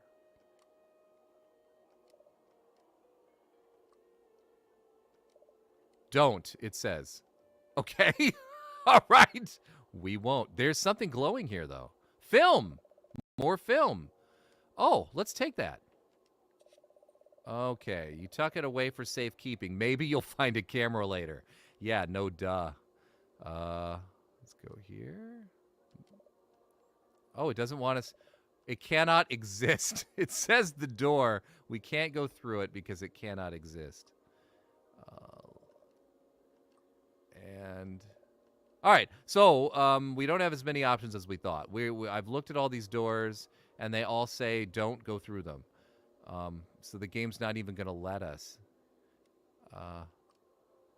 There's a path, though. Oh, but we can only look at it. Gary, I don't see a baby doll. Did you see there's a baby doll? Do you mean this thing floating around? It looks more like a baby monitor to me. I'm going to try I can try my best to click it. No, I don't think it's clickable. I think it's just a cute little animation. Maybe we'll come back and check it out. Yeah, that was very underwhelming. We've moved into the door to infinity, and there's nothing we can do here. Except get a roll of film.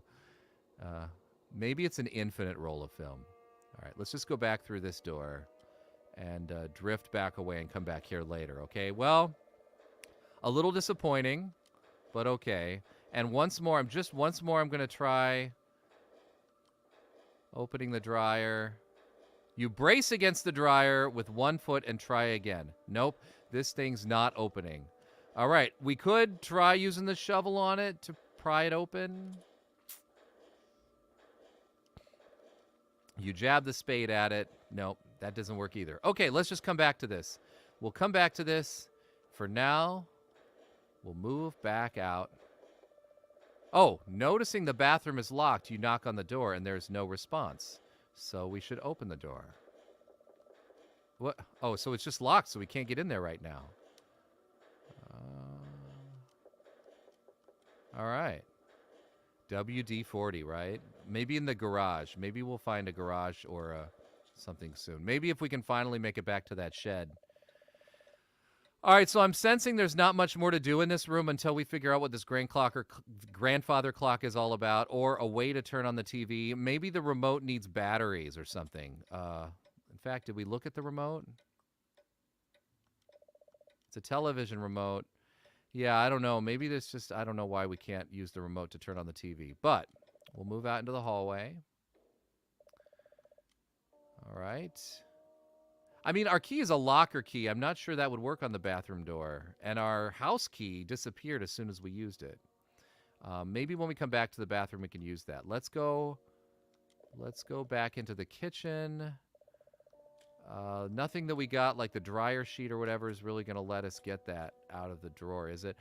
The jam might be sticky. You know, I'm thinking there's got to be something with this jam or this peanut butter. Like if we put it on the end, like if we add the jam or the peanut butter onto the end of like a stick, like the spade, you unscrew the lid, scoop out some peanut butter with your finger. One wary taste confirms it's basically normal peanut butter, just purple.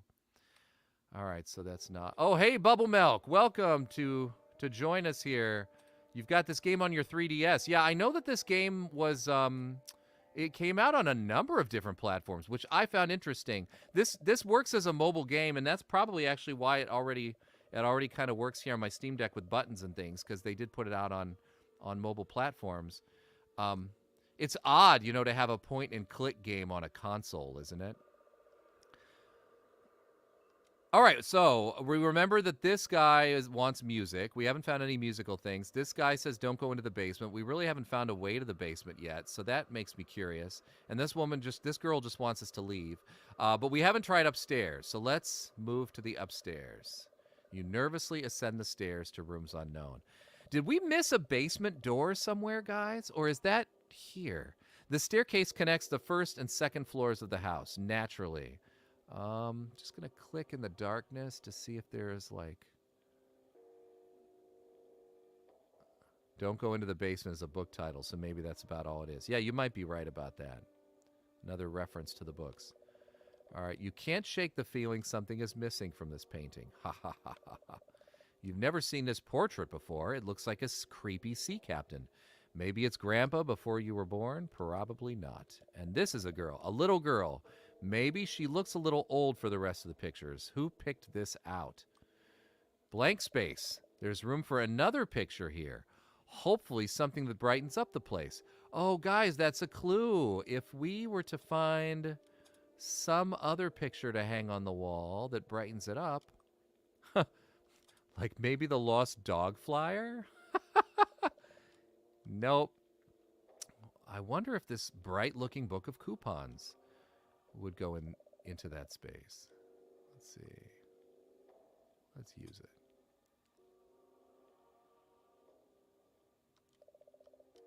You aren't at a store that accepts those coupons.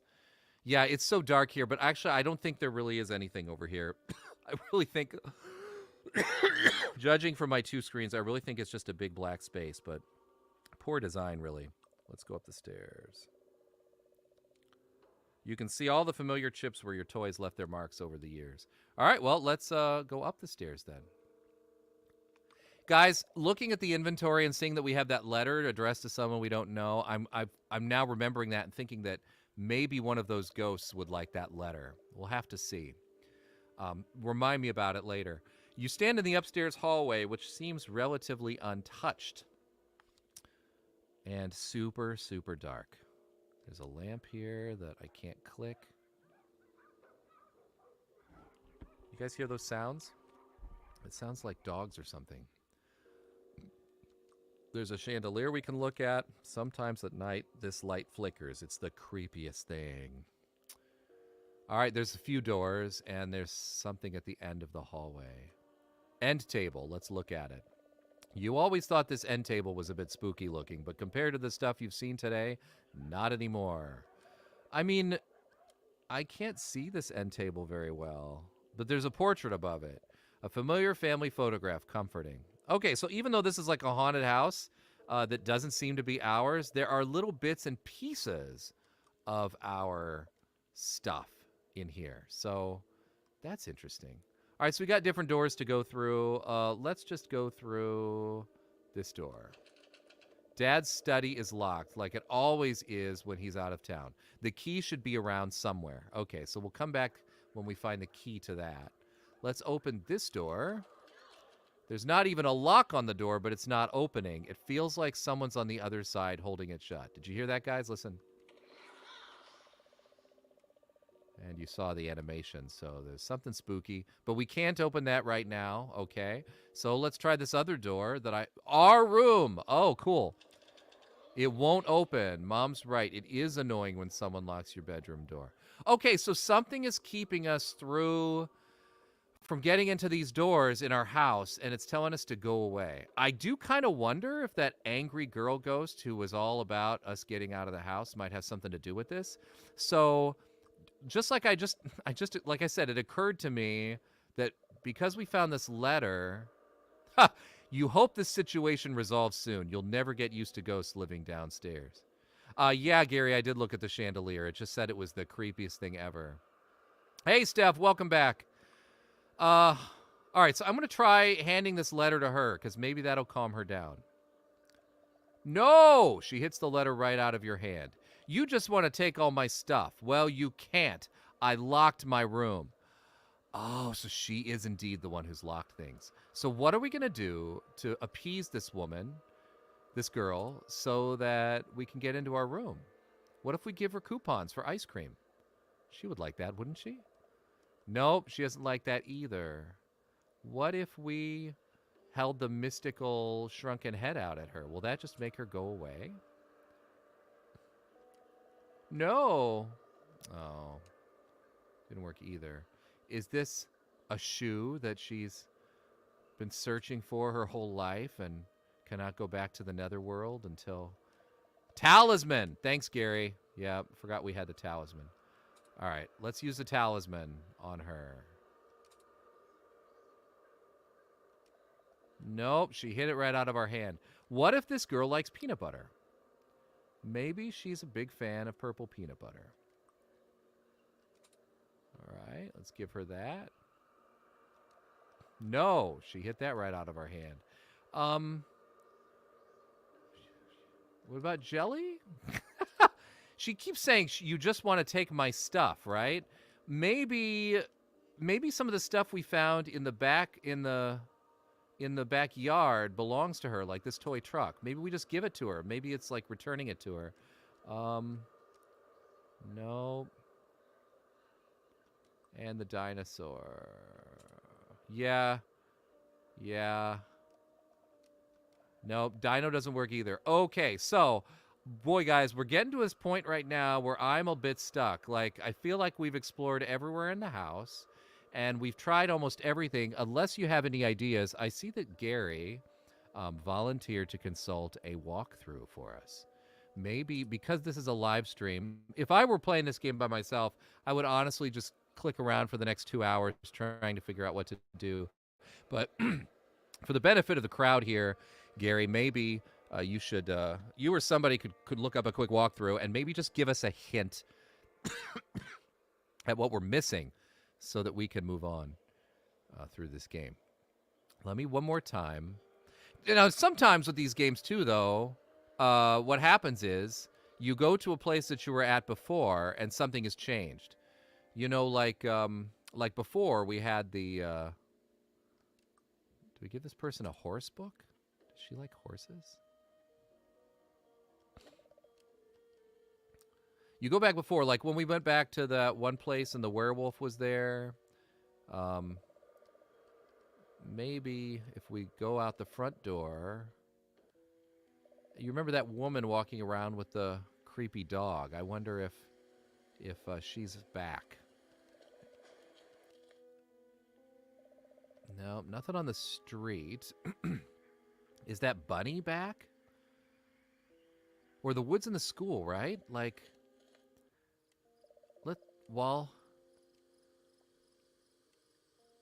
Yeah, you're right. Bubble milk. That is basically how all these adventure games are, right? Like if you're super impatient, nowadays you can just go on the internet and somebody will have some instructions on how to do it. Back in the day when we didn't have the internet, um, maybe the rabbit came back. It says, as you reach the tunnel, the sound of splashing footsteps freezes you in place. Who's there? You don't see anyone. Maybe the rabbit came back. Oh. Let's go back to the clearing real quick.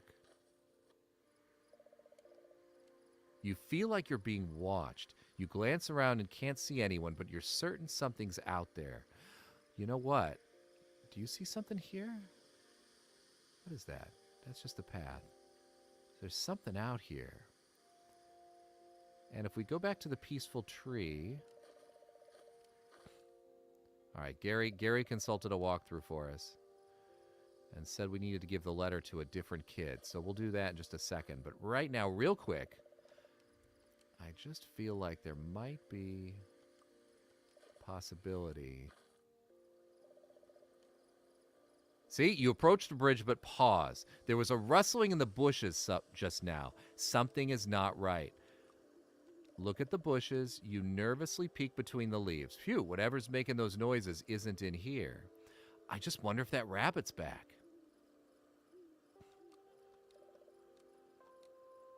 Okay. I'm just going to backtrack one more time just to be thorough. Yeah, Bubble Milk, I totally agree with you. It's great, like, to help you out and move you along, but, you know, the whole fun of this game is really just living with it for a while, you know? And going away from it, you know? I mean, these games, they're stories, right? And they're sort of like reading a good book. You know, it takes you a while to read a book, and if you just plow right through the book and that's it, you don't enjoy it. But a book, by its very nature, you have to take time to read, and you can't read it all in one sitting usually, unless it's just an amazing book and you've got a lot of time on your hands. And so what you do is you live with the book for a while, right? You go away, you come back to it, you think about it, you know, off and on throughout the day in between readings. And so you kind of live with the story a little bit more. And I don't know, for some reason, it just like sinks into you, you know, more than watching a movie, which just kind of comes at you and then you know, and it goes right through you. A book sticks with you for a very long time. And so these games are like that too. When you're stuck, you just walk away from it and you think about it for a while. And then you get the idea, you know, oh, I just realized we had that letter or whatnot. And so then you're just eager to get back to the game to try out that possibility.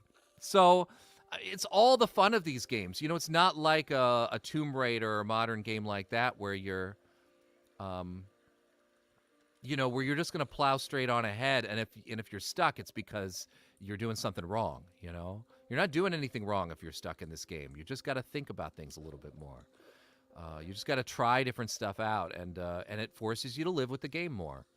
It really does. And gosh, what did we do when we were stuck in a game back then? We had friends that we played it with, and that was cool. Like, I'm playing with you guys now. You give me ideas. The other thing we did is we had hint books. The companies could make extra money by selling hint books. And those hint books were pretty clever. They would be like, instead of just opening it up and you just read through it like you'd read through a walkthrough, you know, they would often have like one of those red filter things that you couldn't see. Like, you could see the questions, but then you couldn't read the answers until you moved the red filter over it, so that you could open the hint book but not be too spoiled by, you know, the answer to something that you haven't even encountered yet, right? And they'd have fake questions in there and stuff like that, to just so you know that you weren't being spoiled. So yeah, but I mean, you know, we're here on a live stream, and we're trying to get through this game and experience the story. So every now and then, let's do a hint book. All right, let's give it to this blonde boy and see.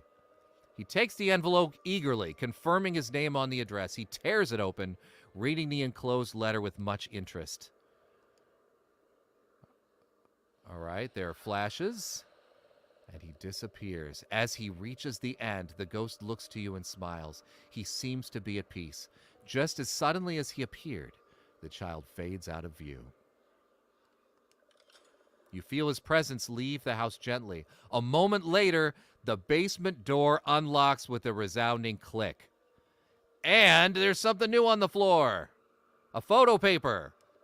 You can't be sure, but this looks like an undeveloped photograph. You've seen the photo kids at school with similar ones. Take it. Guys, if this is photo paper, it shouldn't be sticking out of the envelope like this, or it's already exposing itself. Although honestly, like it doesn't. It's not film. I'm sorry. It doesn't expose itself like that. You have to put it in chemicals in order to make a print. All right, so there must be a basement door here. Oh, stairs. Okay, I didn't see this before. The staircase. No, that's to the second floor. Guys, am I missing a basement door here? We're on the ground floor. There's that archway. It said the basement door unlocked. But where was the basement door? Here? Ah, here we are. Door leads to the basement. Okay. We open it, because now it's unlocked. Do you really want to go down there? Yes, we do. I've really got a criticism about this game. Parts of it are way too dark. We are missing things because we can't see them on the screen. All right, the basement is dark and musty. Sweltering heat builds as the furnace kicks on. You don't want to be down here any longer than necessary. Yeah, I know. It looked like that middle kid, Liz, was standing on something like a carpet, but I clicked on it a few times and there was nothing. Look at all these tools! This is exciting! There's going to be tools here to help us. Look at the tool rack. A lot of interesting tools hang from the rack. Yeah, no kidding. We're going to take... Oh! On closer inspection, these are just painted on. What? Oh, game, you're such a tease. But this is a toolbox.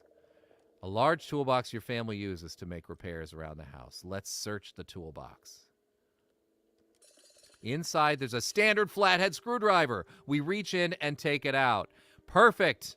Let's take the toolbox, too. It's a little too big to fit in your pack. You can open it and take things from inside of it, though. Okay, but we've already taken the screwdriver, so we're good on that. There's a vise over here. That's exciting. It's used to hold objects in place, so you can work on them with tools. Let's turn the vise, which offers more resistance than you expected. And a panel slides away to reveal a hidden passage. Also looks like it's going out into the unknown. You climb onto the bench and crawl through the passage. Look at this, guys. We're standing at the foot of infinity again, and that's the door. Okay, so I get what's going on here. This is like a quick move map, essentially. We can come in here, and if we're like, oh, we really need to get to the kitchen, but I'm way back in the laundry room, like, we can use these doors to travel more quickly through the house. I think that's what this is. So if you remember, this one will take us back to the laundry room. This one we just came through is going to take us back to the basement. And this is going to confuse the heck out of me, guys. I'm never going to remember which door is which. The basement's dark and mustery. You don't want to be down here any longer than necessary. This is a scary-looking furnace. A terrifying iron creature stands immobile against the wall, breathing coal and coughing smoke. You can feel the heat from here, reaching towards you, taunting. One of our options is to enter. Guys, hot tip for you, don't ever enter a furnace, especially when it's burning hot. But we're playing an adventure game, and we want to see what happens when we enter the furnace. So we're going to go ahead and save. I know. We're going to go ahead and save our game here. And see what happens. Nope. So much nope. Okay, so that's just a trick. We're not going to enter the furnace. All right, this looks... Oh, nothing there. Nothing there. This? Decorations. Look at the decorations. A bunch of old Halloween stuff. I told you guys this was a Halloween game. Told you guys. I'm looking under. I can't... All right, I think it's just a door. I don't see another door over here to the side. There's a boat hanging from the wall, or tarp or something, but we can't. All right, we're going to go through the door. It's not locked, so the door slides open easily. Please be like a key in here for Dad's study. There's a stepladder. A small portable stepladder. Well, of course we take it. You shove the stepladder into your pack. And what's up here? A wire hanger. A lonely wire hanger. Take it. You take the hanger out of the closet. Anything else in here? It's empty. Why are there boxes all over the room if the closet is empty? Guys, wire hanger. I think we're going to either use the wire hanger to get something out of the garbage disposal, or maybe we can bend the wire hanger into something to help us pick one of those locked doors. This is what I'm thinking. Anything we need to give these people? Does the kid said something about music earlier, remember? But I don't think there's anything in our inventory that's musical. And the girl's just mad. All right, but we have some ideas, right? Well, first of all, we know that we can use the... we know that we can go to the kitchen and use the screwdriver on that panel underneath the sink. So I feel like that's our first order of business. Do the obvious thing first and go to the kitchen. All right. And we go under the sink. Remember there were screws under there?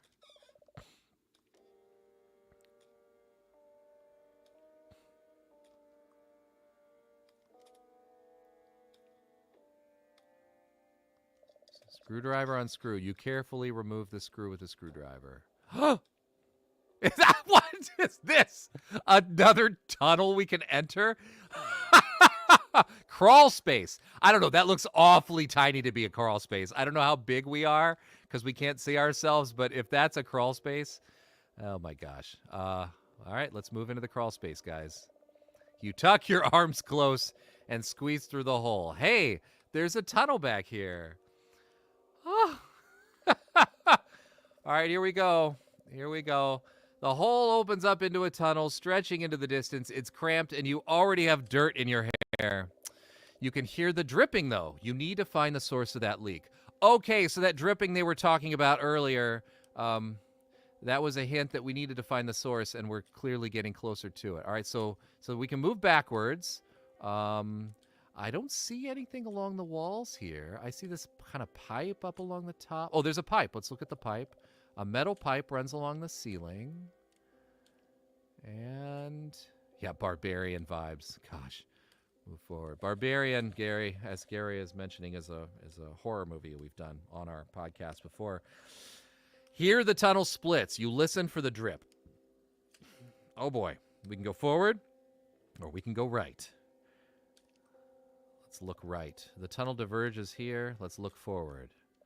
The path seems to lead deeper. Let's go right. Let's go right. You head down the side passageway. Oh, please don't make this a maze. Please don't make this a maze. It's a dead end, and you haven't been able to hear the dripping for some time, so you must have taken a wrong turn. You wish you had a way to turn up the volume of the dripping so you could hear it better. Okay, guys. How would we turn up the volume of the dripping with something that we have? I mean, I'm thinking it's like hold something to your ear, right? Or I don't know. Lose sanity points. Funny, Gary. We're all big nerds here. Dead end. There's that pipe at the top. You look at the pipe. It's pretty rusty, but there's no leak. And yeah, I guess, all right, well, gosh, I hope this is not a maze, because I hate these mazes. All right. We move forward through the tunnel. Shuffling on our hands and knees, we press forward. Corridor leads further into the tunnels. All right, let's keep going. Oh, there's another right turn. Move. Oh, gosh. This is a maze. Guys, I think we've stumbled into the bane of adventure game existence, which is a maze. Which, back in the old days, you used to have to map these out. So you would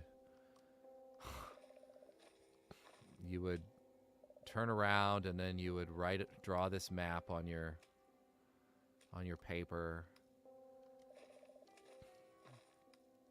And try every corridor, every... Yeah, you know, this is going to take forever. I feel like what's going on here is the game keeps telling us, boy, we wish you could listen for the drip. I hear the drip. All right, but I don't hear the drip now, so I feel like we actually have to turn around.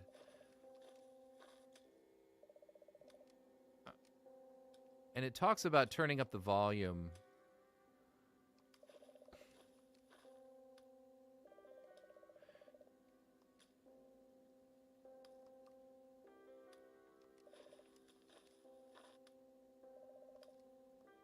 I'm going to follow the dripping sound. I'm going to keep moving as long as we can hear the dripping sound. Here it is. All right. All right, not so bad. You locate the source of the dripping at last. Strange green liquid is seeping out of the pipe overhead. All right, there's also a bag a few feet away with something inside of it. Thanks for telling me, because it is kind of dark. It's a small cloth bag. You can tell it's something from here. We'll just open it. You pull the tie and let the bag open. There's a key and a chess piece inside. Without a second thought, you scoop them into your pocket. The pipe overhead rattles violently. There's a loud rushing sound. And then... Oh no! What happened? It's everywhere. Oh no, guys, there's slime here. It's an undulating, quivering puddle of green slime, and it's moving towards you. I guess we run? You stumble back, every thought in your head screaming, run! It's another tunnel. You hope it leads back. Let's move. Let's move. Oh, no! You rush face first. Oh, that wasn't backwards. That wasn't forwards. That was backwards. Tough break. It envelops you, slowly pressing in on all sides. Blorp. Okay, so. All right, we know what's going on now, right? I like what Gary said about the sponge, but I also might have just clicked the wrong place in order to escape. But before we try to escape, I want to try Gary's thing. I want to try sponging it up. All right? Let's just try it. Use the sponge on the slime. You overturn your backpack looking for something, anything that might be of use. Your hand closes around just the thing. But as you look up, it's too late. The ooze is already covering your arm, your legs, your chest, your everything. It tastes like socks. Okay, so I think this is a hint that no matter what we try on this slime, there's probably nothing in our backpack that could work. I think. So we're going to try our other solution, which was obviously to just run away. All right, so we back out of here. Yeah, the developers think everything that smells bad smells like socks. All right, we move backwards. It's another tunnel to the entrance. Move backwards. I like the fact that they're trying to introduce some action into this game, but it's point and click, you know? It's just click on the backwards part.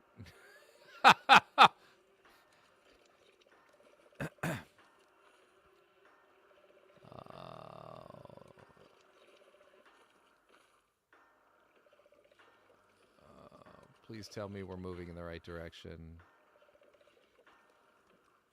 Right? I mean...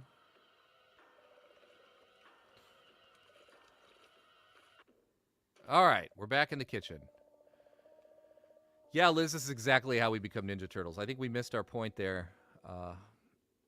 That's for the sequel, I suppose.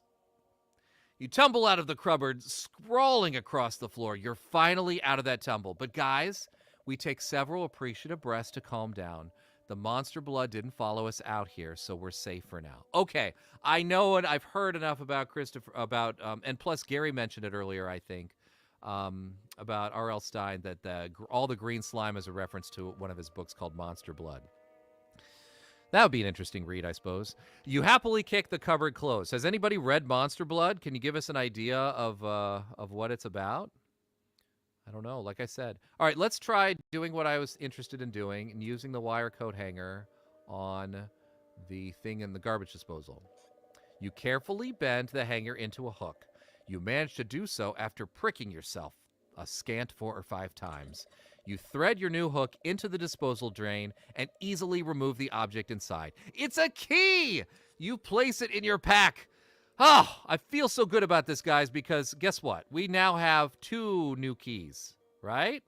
2 new keys we don't know what to do with. So this is good. This is good. We got the key. However,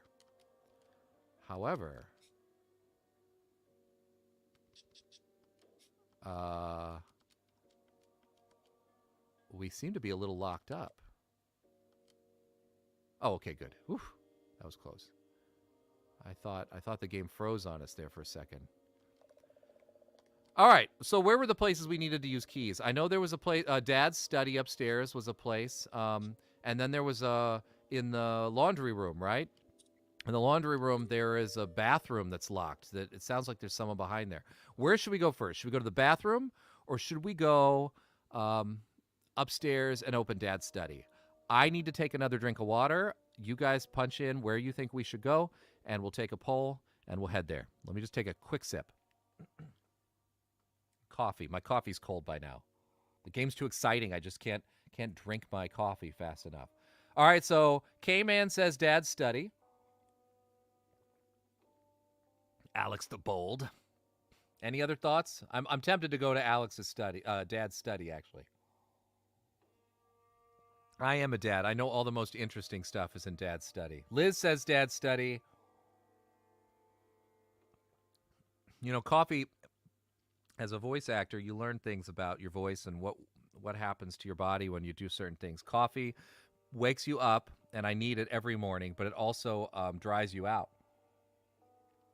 And you drink enough of it, and it constricts your throat because of the dryness and all that, and the caffeine in there as well. So, you know, one thing you don't want to do before a voice job or when you're going to be talking for hours in front of a mic is drink too much caffeine. So I got to space it out with a little bit of water. So it looks like everyone agrees on the study, which is upstairs. All right, let's backtrack to upstairs. I don't think we need to use the quick moving portals for this. All right. Let's go upstairs. All right, we go upstairs. And I'm sure that one of these keys is going to lead us into Dad's study. Who's Alyssa Edwards, Gary? I don't know. Is that an actor? Actress? All right. One of these keys, probably this one maybe, yeah? Oh, it says study key. Thank you, game. You're holding our hands a little bit here. Use study key on the door. The study key won't fit there. What? Was that not the study? Oh, that wasn't the study door. It's the other door that's the study. This is the study door. Okay.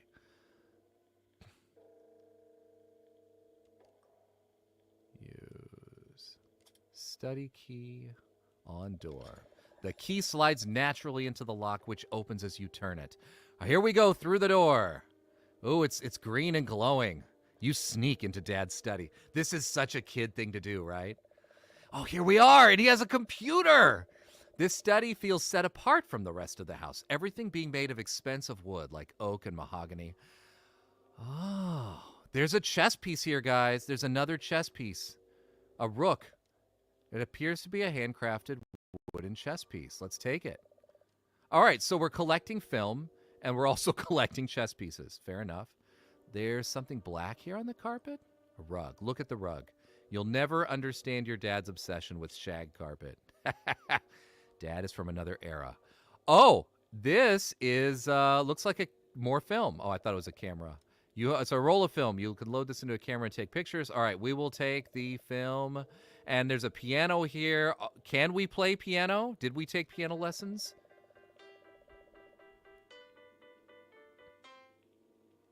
Yep. Just like everybody in the world, we can at least play chopsticks. Whoever composed that little ditty should be making royalties.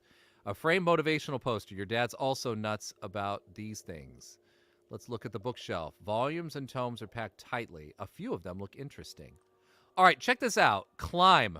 I was not expecting to see a climb option. Let's climb the bookshelf. Testing for a solid foothold, you begin your ascent. You turn back, however, when the fan nearly removes your head. Oh, funny. There's a novel. Look at it. It's a thrilling adventure book full of action and intrigue. Let's read it. You crack the book and flip to this page. Fairly serious depression. The year had taken its toll. He moved across the room to the chair where we had spent most of his time these days. Sitting, he stared ahead at the same view he saw every day. This was his reality now. Room, chair, view. He chanced to look at his watch. 3:33 p.m., February 29th, 2004. That year, this year, 2004.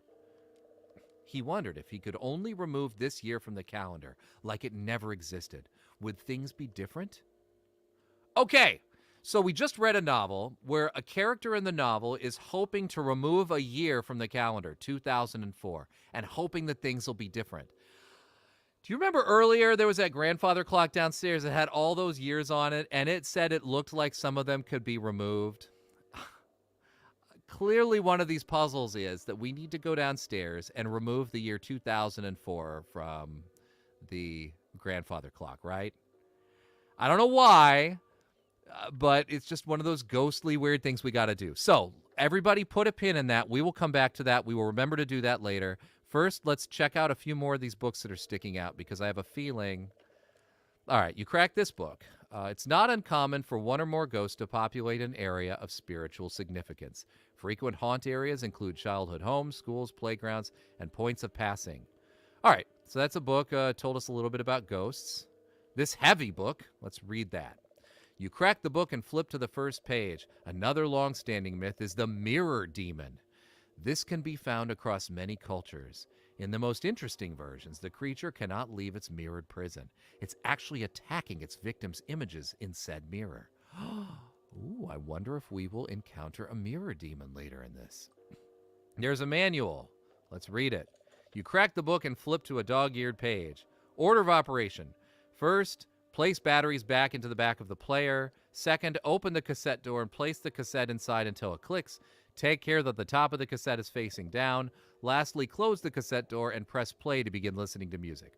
Okay, so obviously this is how we're going to solve the puzzle with the boy ghost downstairs, right? Because he wants music, right? He said that he was missing music. This manual is telling us how to operate a cassette player. I'm sure that once we get into one of these other rooms in the hallway, once we figure out how to do that, maybe we'll encounter his room, and there's a cassette player in there, and we got to put the cassette in the player and hit play so that the boy's happy and he hears his music and he disappears. I've played these games before. Not this one, but games like it.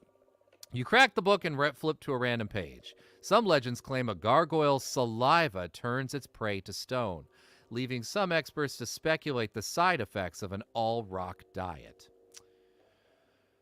Okay, something. You remember those gargoyles at the entrance? I feel like they might come to life later, and maybe we need to give them rocks or something. All right, here's some papers we can look at. Let's read the papers. You sift through the piles and find a worthy specimen. Straightening it out, you get to reading. To whom it may concern. On the eve of last Friday, I had the irredeemable displeasure of dining at your establishment. 1. Walk the Tiger. While the service had its own issues, it was adequately typical of venues of this ilk, so I will not deign to tell you your business. Oh yeah, this is a Karen. That said, the troubling quality was your food. I ordered the melange chicken, which is my go-to item on your menu. And while the dish was for the most part pleasantly uneventful, the penultimate piece of fried fowl was quite curious. I suppose there's no delicate way to put this, so I'll be blunt. It was shaped like a giraffe. I was so tickled by this occurrence that I waited an embarrassingly long time before devouring it. I then left my car, and I wasn't halfway home before who should startle me awake in the back seat but my grandfather. This is a really weird letter. It seems I'd forgotten entirely that he wanted to accompany me to dinner, and we'd been planning it for weeks. And believe you me, he's just the type of person to be amused by the giraffe-shaped chicken. In closing, I would like to ask if the peculiar chicken is an intended element of this dish, as I'd never noticed it prior. If this is intentional, consider this a formal request to have giraffe chicken lined up for next Thursday.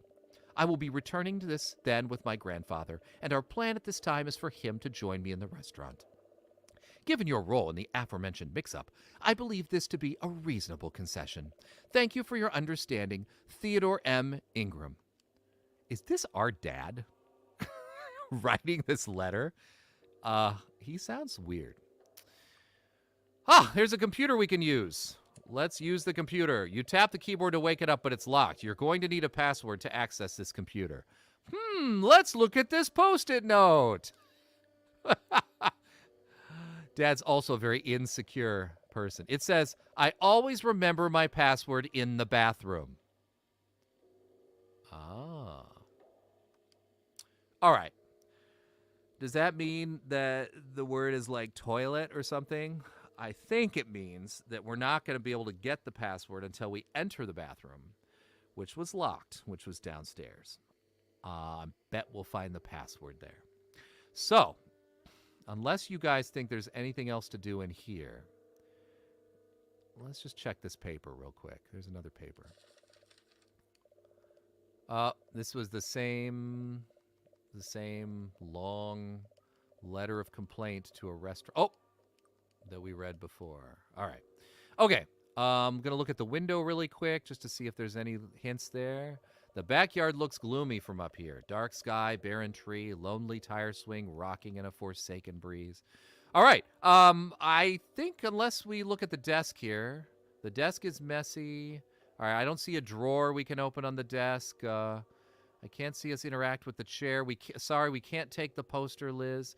So it looks like we need to back out of all this. And my next idea, since I still don't think we can get in these doors, let's double check. Nope. Nope, can't get into those doors. Let's go to the bathroom. Real quick. Since that last key told us outright it was the key to Dad's study, let's see if this says it's the key to the bathroom. Yep, it is indeed the key to the bathroom. All right, so now we go to the bathroom.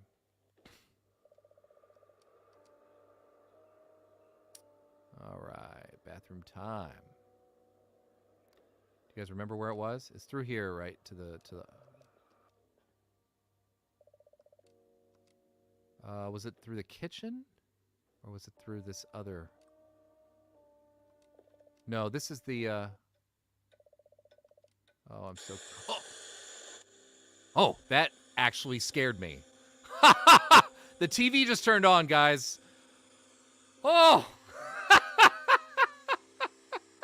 I don't know if you heard that, but it was a very loud static sound that I was not expecting. Looks like somebody's on the television. Let's check it out. The TV turned itself on. A picture is coming into focus. It looks like some kind of ventriloquist dummy. It's talking, but there's nobody else there. Where's his voice coming from? Attention Town Center Galleria customers. The mall will be closing early today. We apologize for any inconvenience this may cause. My friends and I have big plans for tomorrow, though, so definitely stop by. And if our special guest is listening, he knows who he is. We have a message. You can't ignore us forever. Your fate's already been written. So let's just flip to the last page. The TV shuts off abruptly, leaving the room in silence once more. All right, guys. That's old Slappy. That is old Slappy. Guys, the clock is also ticking now. Do you see this? While we're here. Thanks, Gary. All right, while we're here, I see the clock is ticking, and there are these dates on here. Okay, but you know what? I do not see a 2004, do you? It goes from 1976 to 1999.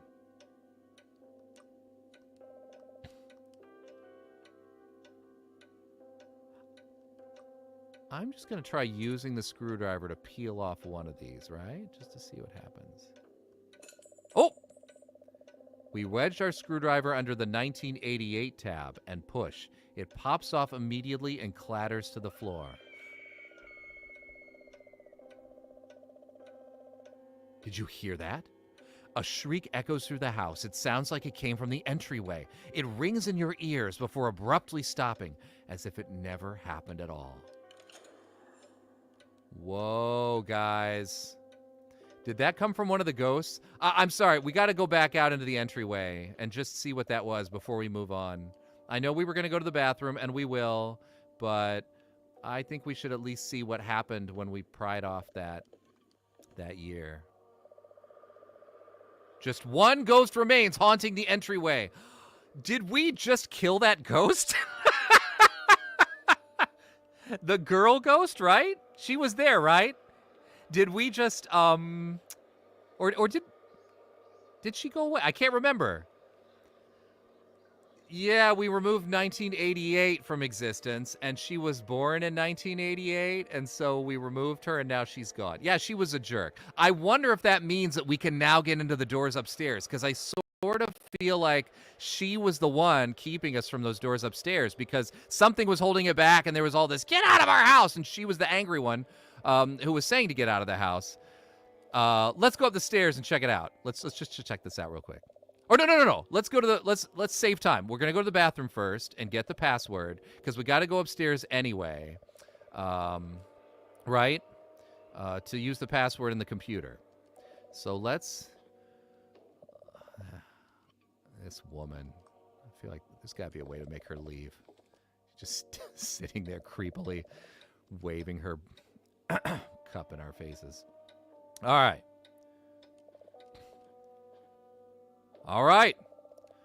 Portal room, back door room, and bath door room. We use the key to the bathroom. Bathroom key on the door. And it opens. You don't have to go at the moment, but you decide to check out the bathroom. I don't have to. Ha! It takes one glance at the downstairs bathroom to realize this is not a bathroom. It's a dark room, like a photo lab at school. Of course it is, guys. Remember, we knew we were going to have to develop photos at some point in this game. We can look in the cupboard. It's a cupboard in the dark room. Open the cupboard. And finally, a camera.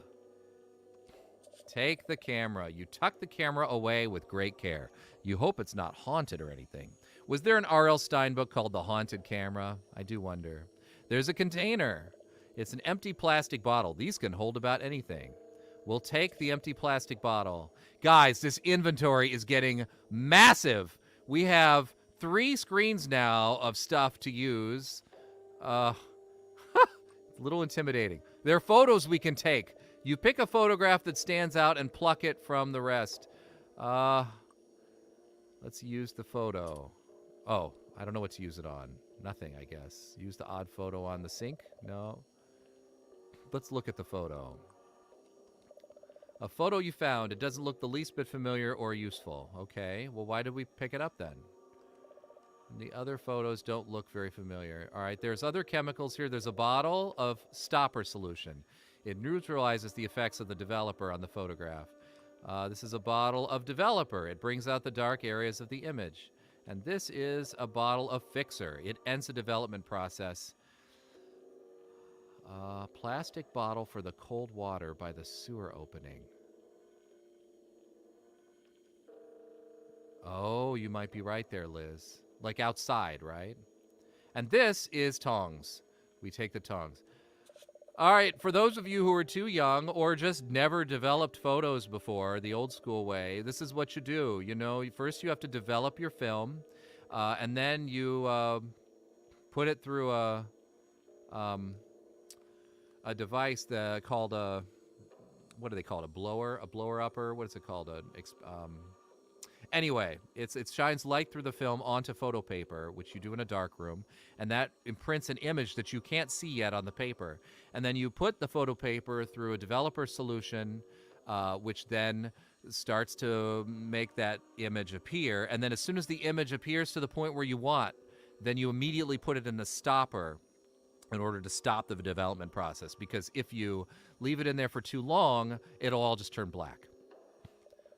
It's a sink. It's probably... All right, well, let's fill the sink.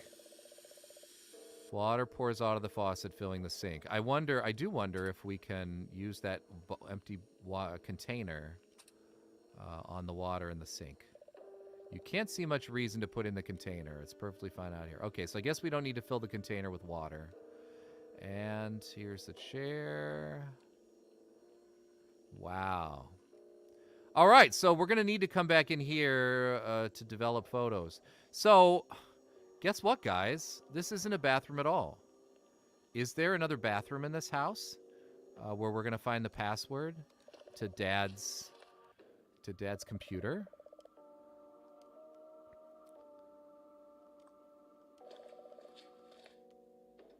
Maybe one of those upstairs doors is a bathroom.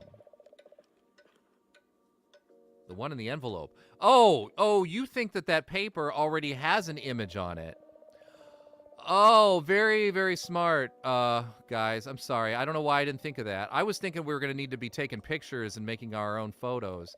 But you're probably right. We probably just ought to try developing the photo paper we found. But didn't it say it was undeveloped photo paper? I think it said it was undeveloped. Well, I mean, these terms are actually kind of wrong, but let's just go in and see what happens when we put the photo paper in the...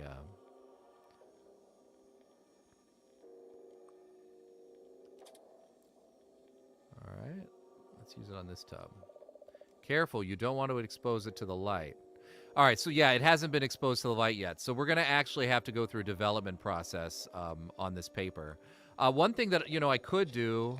Oh, it looks like, too, I see the camera icon over there. It looks like the phone, it auto-loaded the film in there for us. You see that? You see how the camera icon here has film in it? What if we try using it? Should we try using it now? Yeah, I'll save the game. And I'll just try using it once to see what happens. I mean, I'm sure there's certain things we have to take photos of. And we have 4... Oh. Yeah, let's just wait till we kind of figure out a good reason to use it, yeah? All right. And Steph's like, no! Steph, you're definitely behind on our... Steph is definitely behind on our chat. She's back to the slime. That's okay. She'll catch up with us eventually. Steph's in Japan and in China with me here, so I'm sure that she's encountering one of those lovely. We've got to use VPN to access YouTube, and sometimes we get issues. All right, so let's see if we can get through one of these doors now. Guest room. Yep, perfect. Was it really even locked? It says. Well, I hear noises. A toy room! Mom would flip if she saw the guest room like this. It looks like a toy store exploded. Oh, boy. Well, guys, it is 9:40 right now. I am going to go at this for another 20 minutes, okay? Just to give you the heads up, because we've been at it for almost 3 hours now. Once 10 o'clock my time, I'm sorry, it's 9:40 my time. Once another 20 minutes goes by and we get to the top of the hour, I'm going to go ahead and pause the game, and we're going to do another live stream of this, because this has been a lot of fun with you guys. We'll do another live stream later this week. And we can do that. Just to fair warn you, we're still got 20 minutes left to play. But this game is clearly gonna take longer than 3 hours to finish. So yeah, just to let you know. All right, 20 more minutes of this, and then we'll keep moving. All right, there are toys here. There's an enormous stack of toys, dolls, stuffed animals, maybe even. Oh! Before you can finish your thought, a robot emerges from the pile. He totters toward you before pointing his laser blaster right between your eyes. Oh, guys, how do we fend this off? You remember the toy from somewhere. An Annihilator 3000, you think. It doesn't seem like he's playing. All right. So there's got to be something we can use on this guy before he zaps us with the laser. What can we hold up? I mean, I feel like if we had like a mirror or something, you know, that we could hold it up and it would like shoot the laser back at him. But I don't think we have anything reflective in here. I don't know. We are next level with this shrunken head. Should we try using that? That's the first go-to, yeah? You won't be intimidated by a toy. You chuck the shrunken head directly at his head, but it bounces off.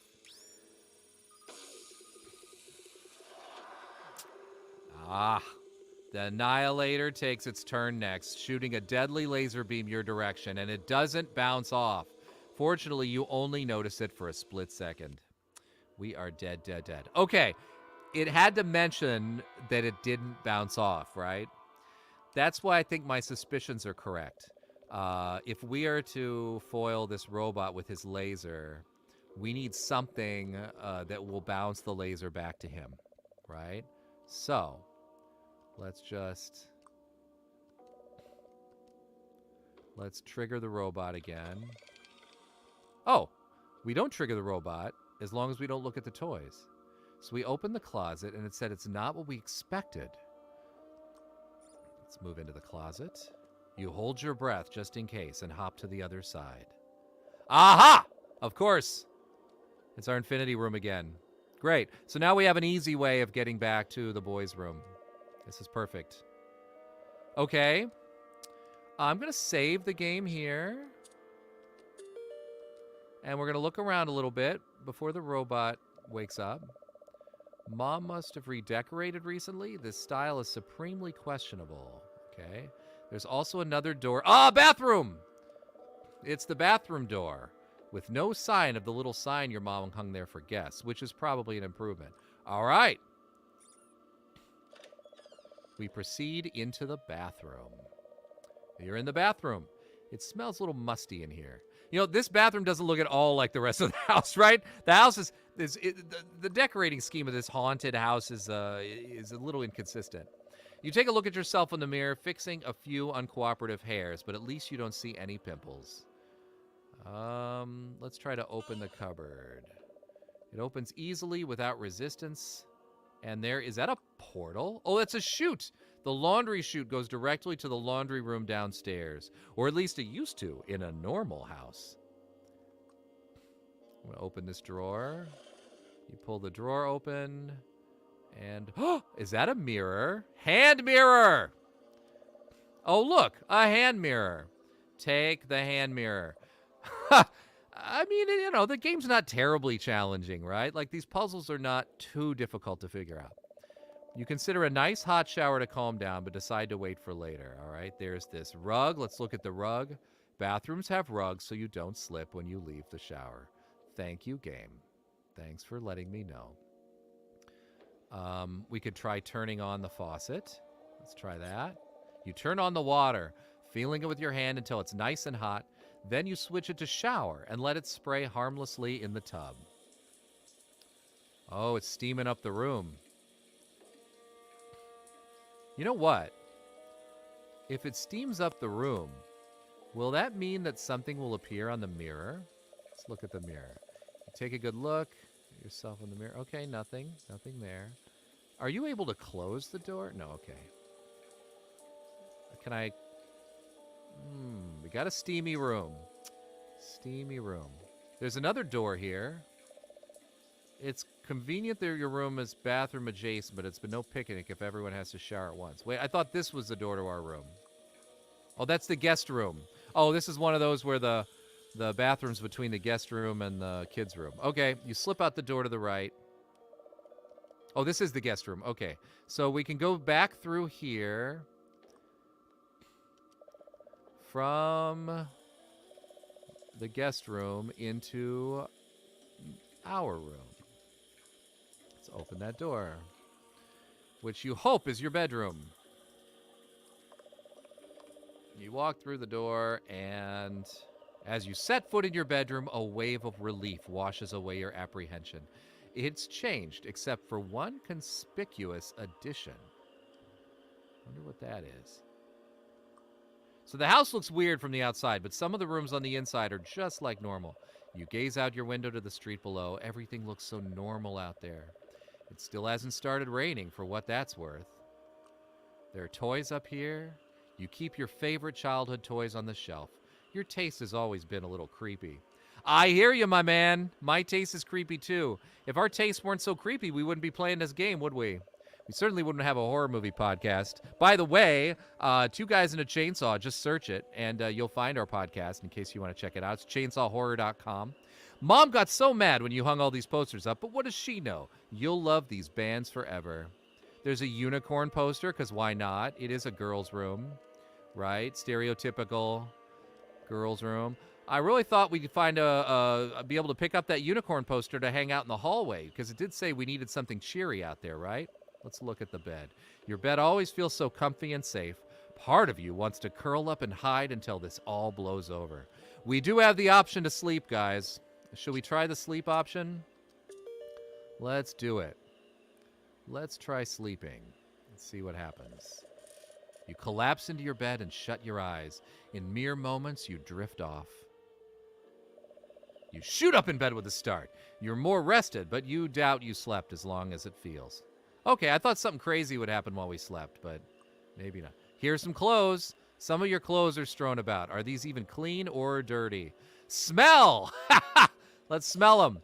You take a tentative whiff. Ooh, definitely dirty, but not so much you couldn't wear them again. Really? I thought they were going to say, this smells just like dirty socks. Shove them in your backpack. Nightstand. You don't use it so much, but we can open it. You slide it open, and there's more inventory inside. Games. Oh, that's right. You stashed some of your favorite video games in here when Rachel came over. She obviously didn't find them. Woo. All right, guys. We got games to use in the video game machine downstairs. That'll be helpful. I'm loving the possibilities here. We have so much inventory and so many things we know we need to do. We pull open the dresser drawer slightly, resulting in an ear-shattering wood-on-wood squeal. Nope, never again. That noise is the main reason your clothes are all over the floor. If only Mom understood. So does that mean that we don't wear clothes, or we don't open our drawer because we don't like the sound of it? I don't know. I see two more interesting things here. Is this a chessboard? Yep. You hunch over the board and sink deeply into thought. I know that K-Man loves chess. We got at least one chess lover here. And we have 2 chess pieces. So let's use them on the board. Let's use that on the board. Chess, you shout, waving the piece around. This is evidently now how chess is played. What? Am I supposed to put it in a specific spot?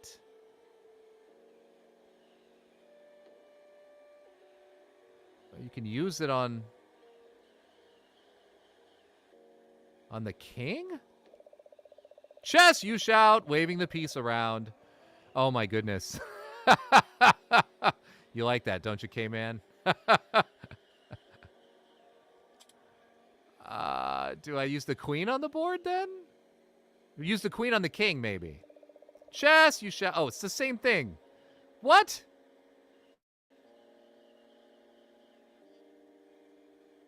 It's a queen, not a bishop, apparently. I mean, I'll just use it on the board. No. There's a knight. Can you take these pieces? Do I take these pieces? The king, look, interesting setup. You think you could probably put the king in check. Okay, guys. Okay, all of our chess people out here, this is a chess puzzle. What do we need to do to put the king in check? I think I know the answer, but K-Man, do you know the answer? I think I can see one piece we can move to put the king in not only check, but I believe... No, not checkmate, but check for sure. There's one piece here. I think Nah, that's not the one. No, if we move, that's a bishop, I think. These are pawns. This is a bishop. None of those are going to put the king in check. All right, I'm giving Kenji just a couple more seconds here to tell me what he thinks. All right, here's what we're going to do.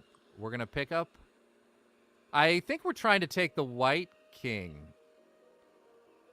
I think we take the rook. Oh, we are white. Oh, never mind. You're right. You'll never move one of the opposing pieces. That's cheating. So we've got to move our king to put...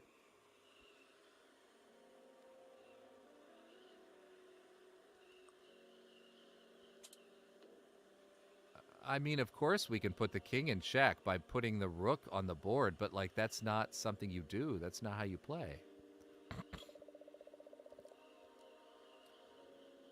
Yeah, the rook, right? Like, if we move the black rook, that would put the white queen in check. But apparently we are the white, because when I try to move the black rook, it says take, and it says you'd never move one of the opposing pieces. That's cheating. So it must mean we need to put our white pieces on the board. So if we put the rook here, for example, that would put that king in check. But it didn't work. If we put the queen next to our king, that would also put their king in check. I can't, if I move the king over to one, then that's illegal because that puts... Oh, you mean put our king in check. Like, do it on purpose, even though you're not supposed to. Well, that's a fine idea, but the game doesn't let us move the king. It just says, look. Although it gives us an option to take the other pieces.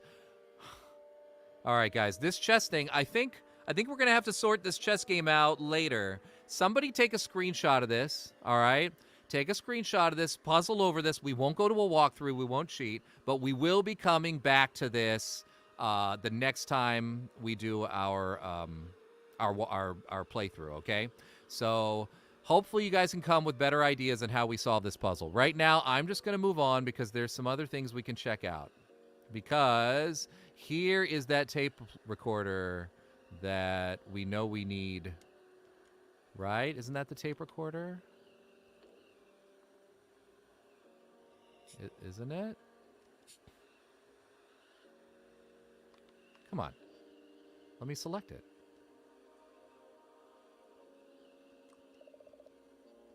Yeah, but the tape recorder, right? Is that not a boombox right there on the dresser?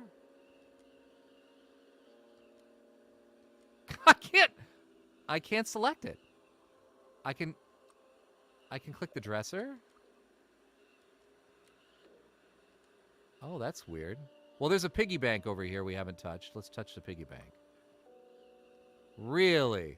Oh, this is just so tantalizing. They put these obvious, bright-looking objects here in the room, and we know we need a tape recorder, and I swear that's a boombox. Maybe it's just an alarm clock, but that looks to me like a tape recorder. We know we need a tape recorder, but apparently that's not it. Okay, the one last thing I'll do before we end this stream for today is I'm pretty sure that if we go out here and activate this robot again, that we will 100% be able to bounce the laser back at him with this little hand mirror that we picked up.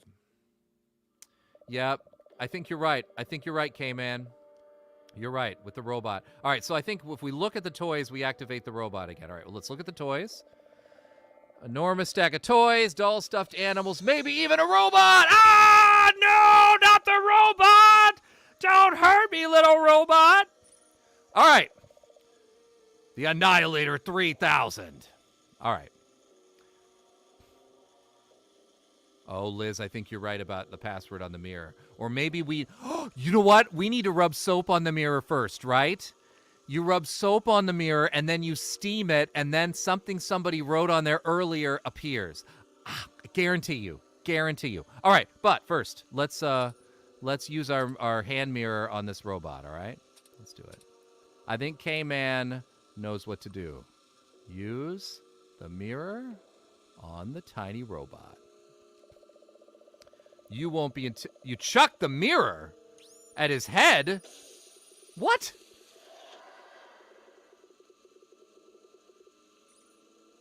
They want to chuck the mirror at his head.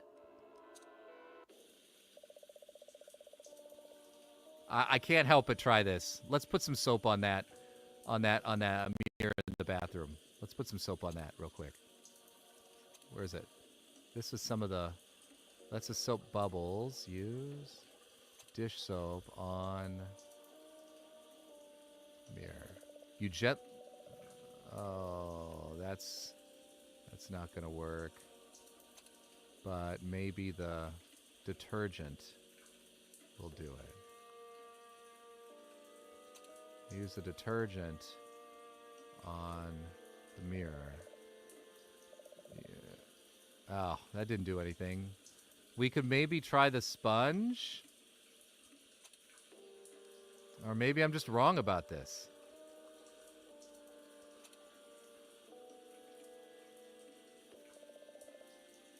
Nope. All right, there's something about Steam and this mirror and the password, though. 100%. We just haven't figured out the exact right combination. But guys, come on. This robot.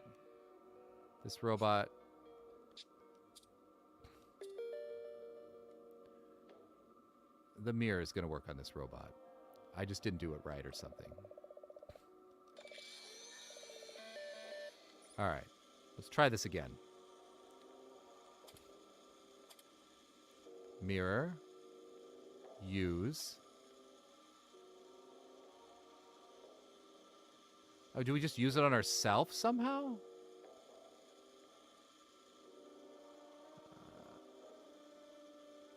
Is there like a use mirror on me? You know, like I hold it up? What if I just pointed it at his head, or...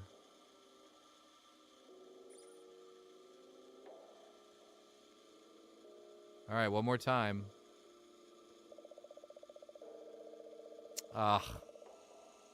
You chuck the mirror at the robot, and it bounces off. All right. Well, either that's not the solution, or I'm just not doing it right. But I would have sworn that holding up the mirror would have deflected the laser, so... well, we'll come back to this game, guys. Like we said earlier, this is the fun of playing these games, is that you get to think about them for a while and come back. You know, if you just get somebody there, like a walkthrough or somebody to give you all the answers and you just go through it, yeah, you might experience the story and you'll do it really, really fast, but you'll have none of the joy of figuring out the puzzles on your own and feeling like super, super smart that you figured something out, you know?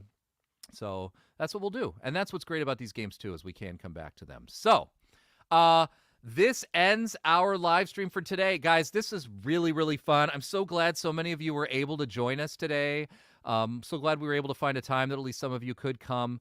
Obviously, as I think all of you know, but if you're one of these folks who's joined the live stream from outside, we are Two Guys in a Chainsaw podcast. We do a weekly horror movie review podcast that you can find at chainsawhorror.com.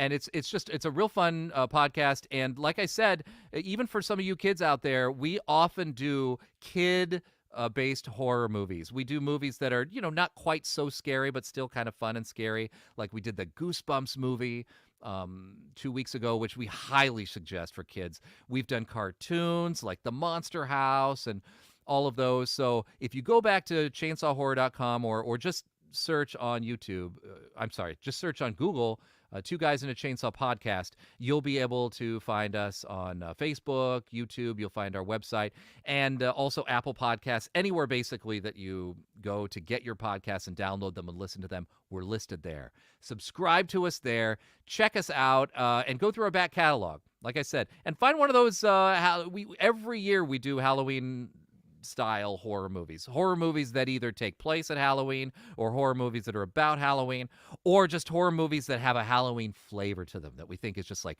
perfect for the season. And this year we've been especially focusing, just kind of coincidentally, on Halloween movies that are better for families and kids. So the Goosebumps movie we did this week, we're doing an episode on The Worst Witch, which was a TV movie that came out in 1986, starring Fairuza Balk. If you remember Return to Oz, she was Dorothy in Return to Oz, another creepy movie from my childhood. But then also as an older woman, she was in The Craft, another really great horror movie about witches.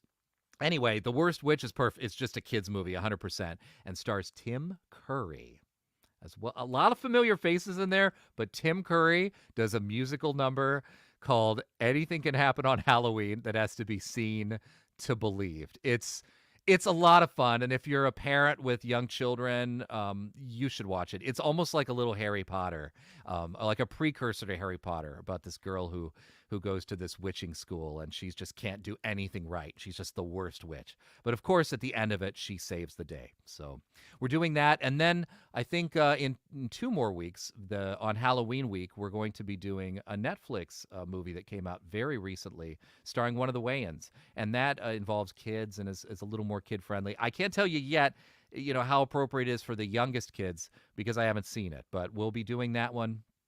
So stick around, subscribe to us, go to our website, leave comments there, leave some comments here. Let us know what you thought of this live stream. And also, while you're here, just comment on this video. Tell me when would be a good time to do this again so that we can continue to play Goosebumps, the game. Just going to go back through real quick and see the new comments. Thank you. Enjoy my cold coffee. Thank you guys so much for joining. It was lovely seeing you all. And I'll see you next time. All right. Take care. Bye-bye.